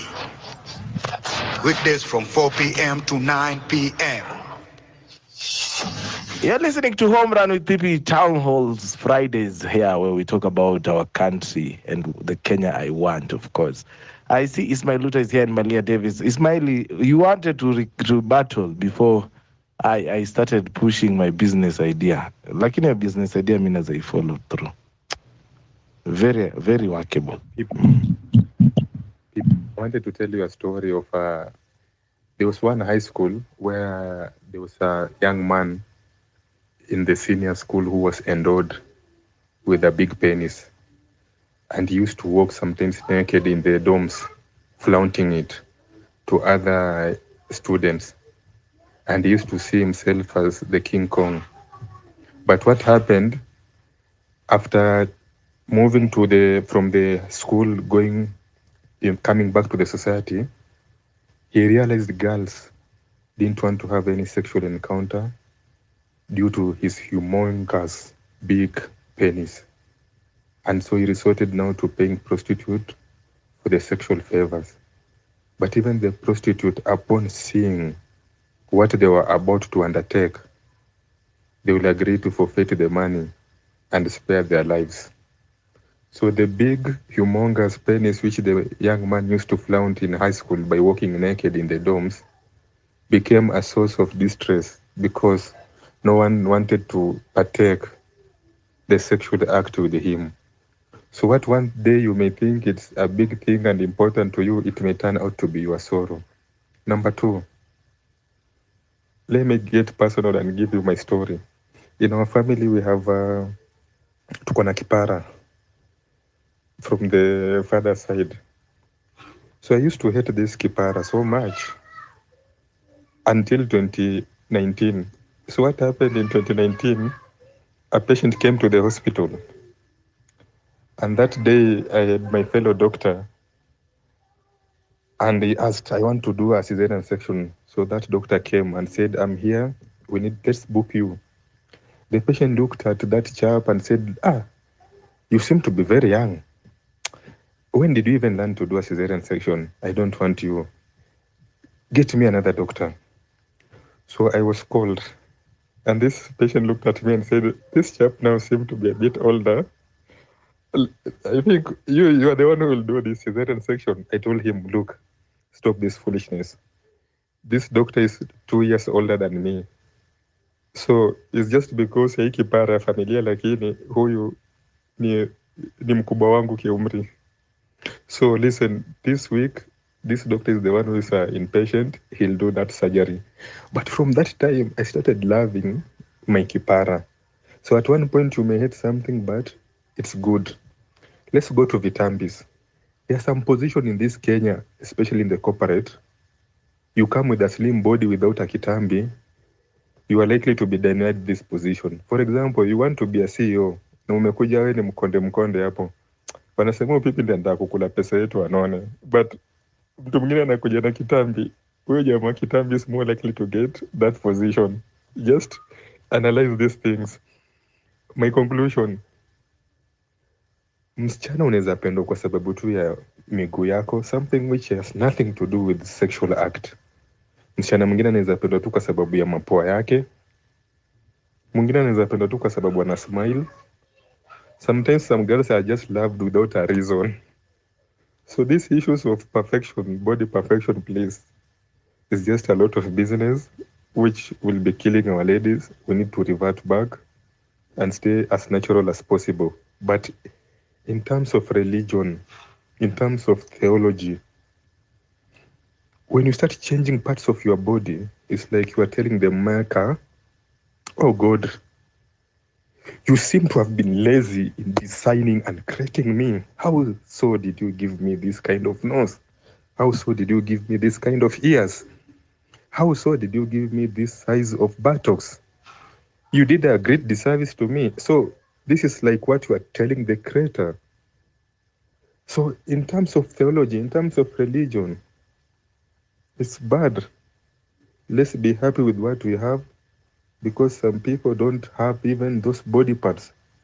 Some people don't even have legs. Some are not able to see, but you have your eyes, whether small or big, appreciate them. Thank you.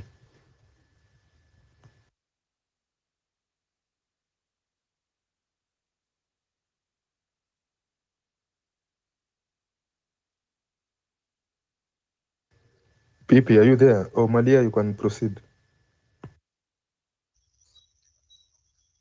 Thank you. Okay, I understand that we are discussing about people not being satisfied with the way they look and all that, but there's a bigger problem with this issue which we are not seeing. The company called Body by Design, the license that it has is a license of, they are not supposed to be doing operations, major operations, like that one for this lady, which was done on the abdomen, which is called liposuction. They are not supposed to be doing that kind of an operation. They don't have the license for that.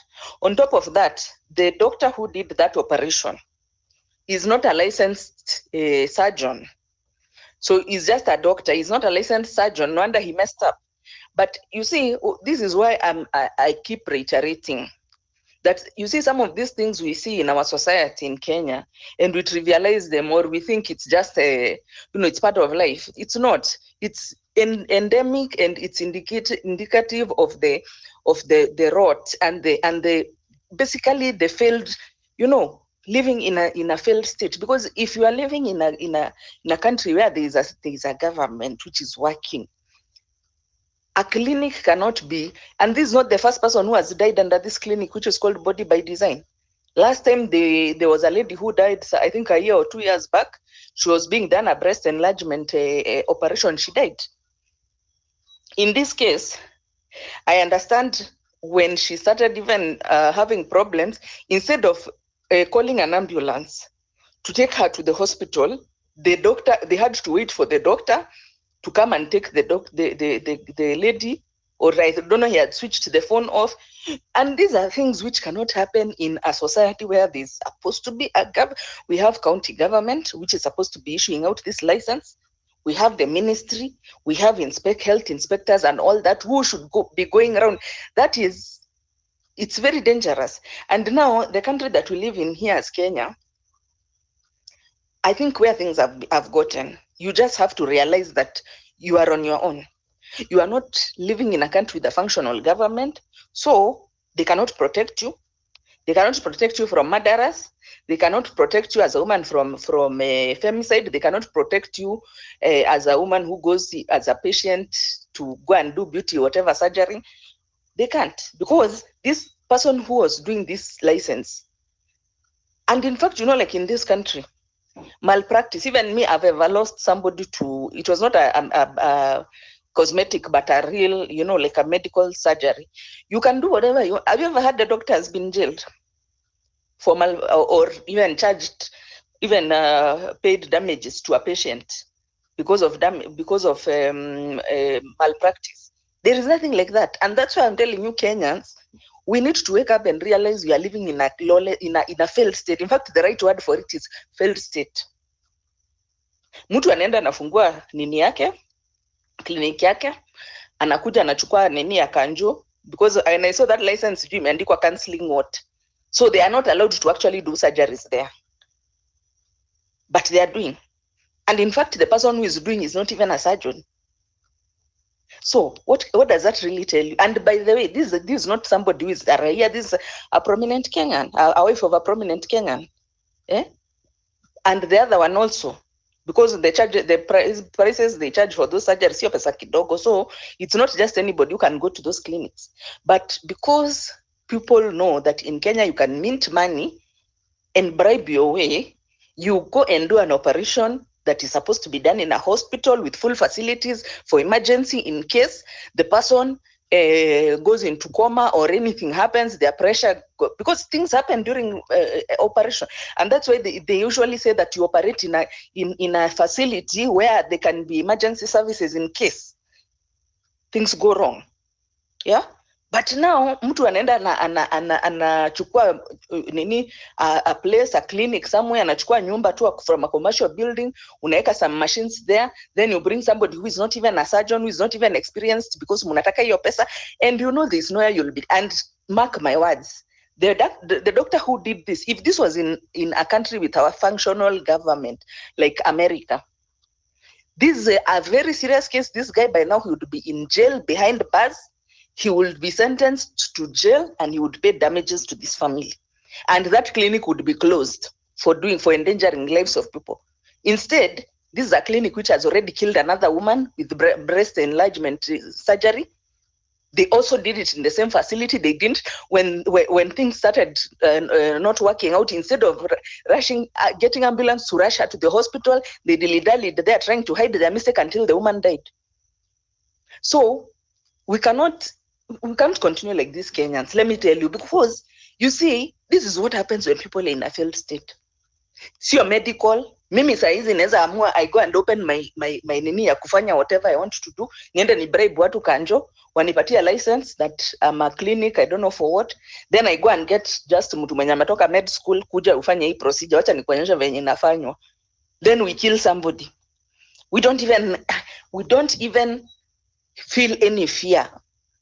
I mean, we don't, and when I tell you Kenya where you have reached, you don't even value human life. You are a doctor, you know that mtu akianza kupata complications post-op, You are supposed to rush them to the hospital. You are even supposed to be in a facility which can be able to sort them. But if you are not, you're supposed to get an ambulance, rush the person to hospital to save their life. But wewe hauna hiyo. You are like, this is Kenya. Kwani watanipeleka wapi? This is Kenya. We'll just bribe our way. This is Kenya. Hata ikienda kotini, will bribe the church. That is. So when I tell you this country is a failed state, or we are heading on that lane of being like a Kenya, DRC and Somalia and the rest. Okay, it may not be to that extent, but the things which are happening, one thing after the other, and that's what it's indicative of. Munafanya things outside the judiciary, outside of the constitution. If you are a medic, you just go and open you know, like the one for Irimo, you remember the gynecologist who was raping women he's not even a gynecologist, he's a nurse, and he was dragging women and then raping them when they're under medication, when they are sleeping. So when I tell you hatuwezi endelea hivi, because if this can happen to a prominent, what about ule mwananchi wa chini mwenye anaendaga tu kwa kibanda ya hospital because hana pesa ya kwenda kwa major hospital, maybe anaenda kwa. That's why do we pay taxes in this country? Why do we have health inspectors? Wanatakikana waende. In fact, if this was the first case tungesema, this is a second case and not far back. So what happened the last time when mwanamke alikufa hapo akifanywa breast enlargement and nothing was done? There was nothing. And now here is another one amekufa because of it's being called what? Hiyo ya kutoa mafuta kwa tumbo. Kenya, we cannot continue like this, by the way. It's either we have a government who we are paying taxes to protect us and to do the work of government. Ama basi, if it is like that, whereby we don't have, if today your daughter is murdered like that MCS woman, you can't get redress. If today a doctor who is masquerading to be a surgeon comes and does whatever, you will not be able now to do. You cannot take them to court. You cannot do anything. Ukiwapeleka kotini, they just bribe. They bribe any city council to, when the inspectors come there, they have a license which is not supposed to be for doing those kinds of things. In a normal country, that's a very serious issue. It is Sonko who I'm seeing putting on the internet that this is somebody who is not allowed to do operation, and even that clinic is not supposed to do that kind of a procedure there, and the kind of things that they did. Wengine, it even goes to an extent, daktari anajua amebotch, then anazima simu. What does that tell you? Umetoka kuharibu mtu, you know this person even probably will not make it out, then unazima simu. What does that tell you? You know you are living in a lawless country, in a failed state. Vienye mtu DRC anaweza afanya hivyo because anajua kwani utanipeleka wapi? Hakuna serikali. There's no accountability. So long as I'm minting my money, I mint my money from these women, and then after that nilipa kickback. I'm very saddened by the trend that we are going. But let me tell you, from now onwards, this is just a tip of iceberg. Unaona hizo vitu zote zinaweza kuja. Femicide, mara ni hii mambo ya Kindiki going against the constitution, ndio huyu sasa mwingine amekufa, the second person in the same clinic. This is what you can expect under this government. And we cannot agree to this kwa sababu the point of us paying taxes is so that we can be able to have an organized society which has controls. Not everybody doing what they want. Because kama tukisema sasa kila mtu afanye venye anataka, kesho nifungue kibanda hapo alafu niue mtu hapo, then I just zima my phone and disappear. CID ama whoever they are, DCI, NSIS, they can track you, they can track Aoko, and others activists where they are, but they cannot track a doctor mwenye ametoka kuua mtu doing an operation which is not qualified to do. They cannot track that one. Back to you.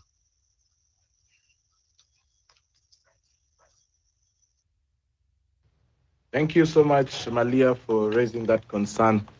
Of course, the statistic that has really shook me so much is that how many percent? 97 ladies have been killed in the past 3 months. Killed, they're not saying if it's serial killers on the loose. It's just a news piece. And then we see also this issue of such quacks walking around. They're really walking around, yeah? They are quacks who got a certificate for counseling services, opened a shop for, what do you call it? They opened a shop for what we call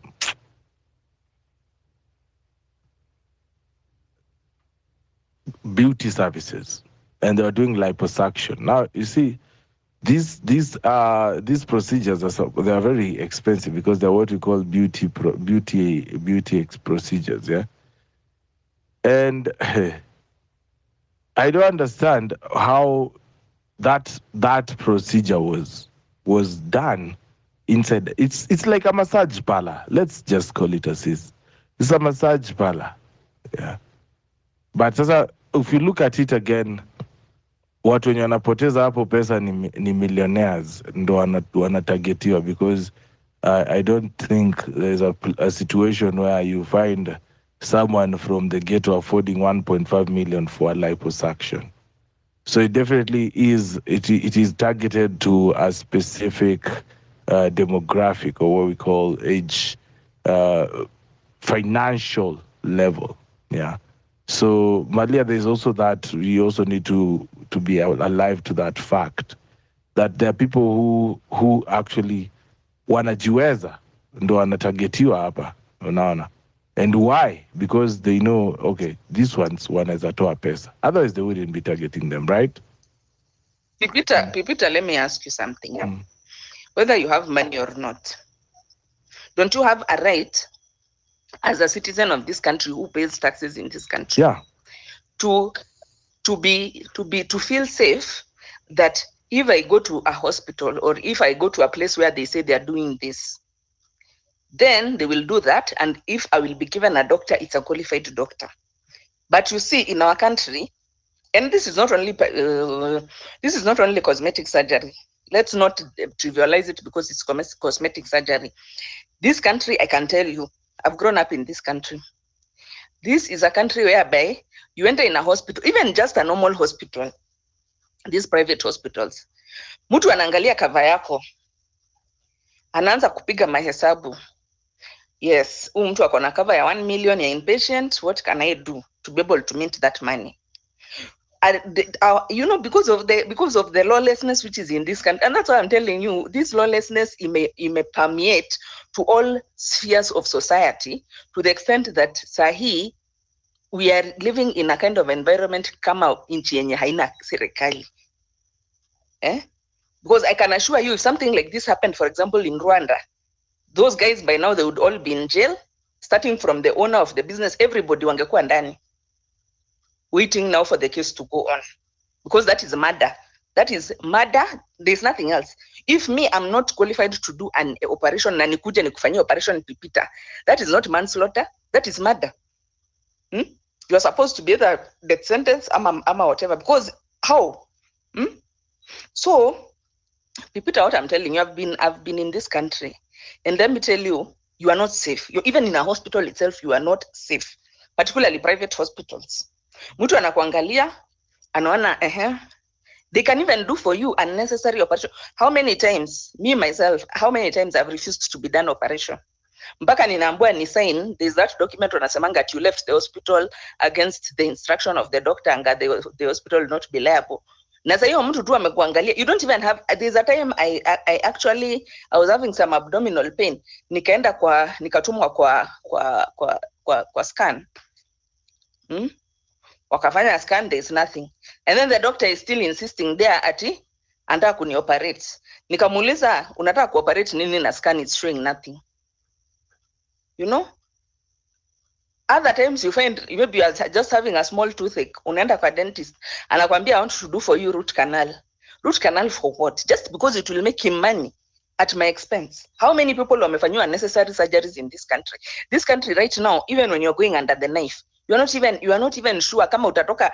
Haven't you had cases whereby mtu ameenda amefanyiwa CS, the next time akienda hospitali anagunduliwa she only has one kidney, ameibiwa kidney. Hapo ndio tumefika. And that's why I'm telling you, when you live in a country which is going to be which is deteriorating and descending into anarchy and lawlessness, becoming a failed state, these are the things. Ama hujasikia hiyo kitu ati unaingia kwa operation unatoka na kidney moja. Sometimes hata wanakuambia ufanye operation and there's no need, and they charge you for the operation and they still steal your kidney.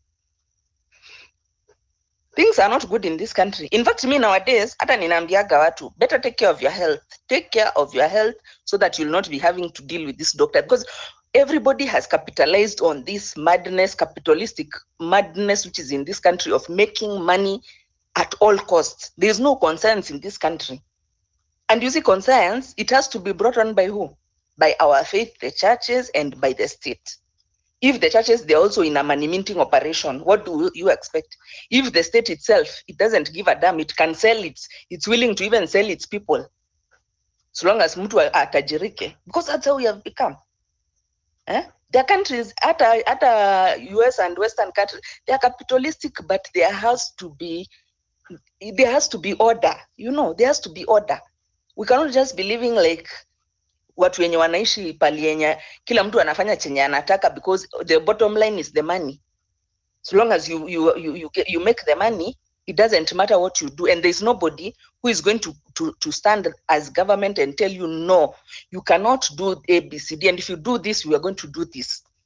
But now, if at all everything is compromised, the police is compromised, the courts are compromised, those so-called health inspectors, wale wenye building inspectors who are supposed to make sure that a building is good so that it doesn't collapse on people, they are compromised. Bora wamelipwa pesa, the people who will be collapsed for in that building, shauri yenu, nyinyi ndio hamna pesa. So Kenyans, what I can tell you, let's not trivialize these things that we are seeing. Right now, by the way, me, I can tell you, Mimi, and by the way, I have my own best friend, alienda Nairobi hospital, she had an ear infection. Mama mwingine Msomali, she's my very good friend. Akaambua, she had just ear infection. Daktari kuona kuna pesa kwa nini kwa kadi, he's like, wacha tukufanya operation. She did not even need an operation. She went in for the operation, wakamtoa eardrum. Now she's deaf in one ear, anatumia hearing aid, Nairobi hospital. So when I tell you that in this country hakuna mtu mwenye ako safe, it is actually what is there, the fact. Whether you have the money, whether you don't have the money, we are all in danger when we are living in a failed state with systems which are not working for us, because the whole point of us having a government, sio kutajirisha watu, it's to protect ourselves, our interest, because me as a citizen, I can't go and protect myself from a rogue doctor or a rogue clinic.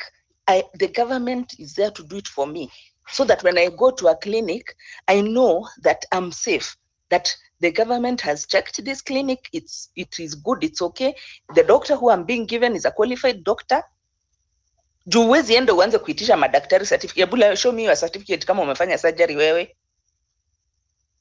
Back to you in the studio.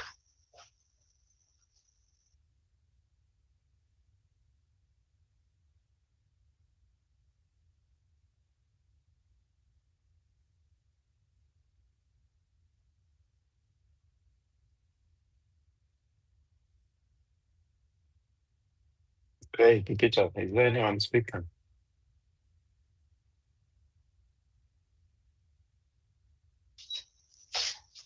Peter ni kama amelala, go on. Hey, Malia, I've been listening, I think, for the last 20 minutes, and I agree with you 100%. I happen to be in the field of health and exercise, and I'm in the diaspora right now. Sorry about the background noise. So basically, I've heard about those cases of liposuction, cosmetic surgery gone wrong, and I saw Charlo talking about 7 cases. So first of all, let's accept that the system is not working. Then we can, let's look at the problem first. Apart from the system not working, what's the root cause of all this? See, most of us can like go back to when we were in high school, you know. I have a lot of friends, I don't want to name names. Some of them got the things, you know, the paper, you know, like answers and all that. They got straight A's, but they couldn't even do anything in med school. So, you know, the other day I was joking with my wife. I was telling my wife, like, look, there's this guy in KNH. He's a surgeon, you know. But I know this guy. He has said it before, and we know him. The guy got the papers, you know, like the leakage and all that, you know. So all the A's, you know, like the exams was just faked, you know. So he just got the answers, you know, a few days before, because I think his mom was also a teacher and was in the setup of the exam, you know. So that's where the problem starts, you know. So I'm not saying all doctors are not good or qualified, but the system is in disarray, you know. The whole system, you know. People going to the engineering school with the botched results, you know. The other day we saw some schools, students getting straight A's, and nothing happened to them, you know. This guy goes to campus, and you realize that your deskmate had an A, and they're doing IT, you know, and they can't even like do a system setting, like a very simple basic computer, you know, like they can't do anything, you know. Then you're like, oh my God, where are we? And you expect me to trust my child to go to that doctor who used to be my classmate. I know them, you know. See, the system is just that way, you know. And this guy brags as a doctor, you know. So anyway, going back to the topic, as I said before, I'm in the field of fitness. I'm in the field of health. I work mostly with people who have diabetes. People want to reduce body fat and all that. I'm not a doctor. So the first thing that should happen when these deaths happen, someone has to be held accountable if the system work, you know. Like, who gave this license, you know? The person who did this surgery, were they qualified for that, you know? Unfortunately, after that happened, I saw the same center, I think beauty center or wherever. They had some lawyers come up, you know, already defending them, you know, that the lady did not die in the facility, they died in the hospital. I mean, it's back to the bullshit legal battle, you know, that has been seen in this country from the impeachment and all that, you know. Anyway, see, I've been in UAE for like 14 years. I'm one of the pioneers of something called Dubai Fitness Challenge. So one time when we were in Dubai, a lot of Kenyans were here. We had a lot of trainers from Russia and across the world, British, US, everywhere. So one time, one of the sons of Sheikh Zayed, the late, had a trainer, a British trainer. And the trainer convinced this guy to take some fat burners. And guess what? The guy died. So the story was hidden, you know. You know, the system here is not like democracy. You can't talk about it. So what happened next changed the lives and professionalism here forever. So each and every trainer was mandated to be like, to requalify to be like personal trainers and fit and healthness professionals. So what does that mean? So they formed a body called REPS, Registrar of Exercise and Fitness Professionals in UAE. So for you to get certification, you had to go through the exam, which was provided for by the UK body, and you had to get some practical skills and all that. This was a course, and then you had to pay a lot of money for it. A lot of people failed and left the country, and all the quacks were like Sean Bodo, you know, they changed their profession. Luckily, I did my studies in KU. I did sports sciences. I went ahead and did sports management. I did physiotherapy and all that, so I was good. Exams were tough, but I qualified first sitting. and they became a qualified personal trainer. The same case is not in Kenya. We have a lot of trainers in Kenya who are influencers, They don't even know what they are doing, I'm sorry to say. So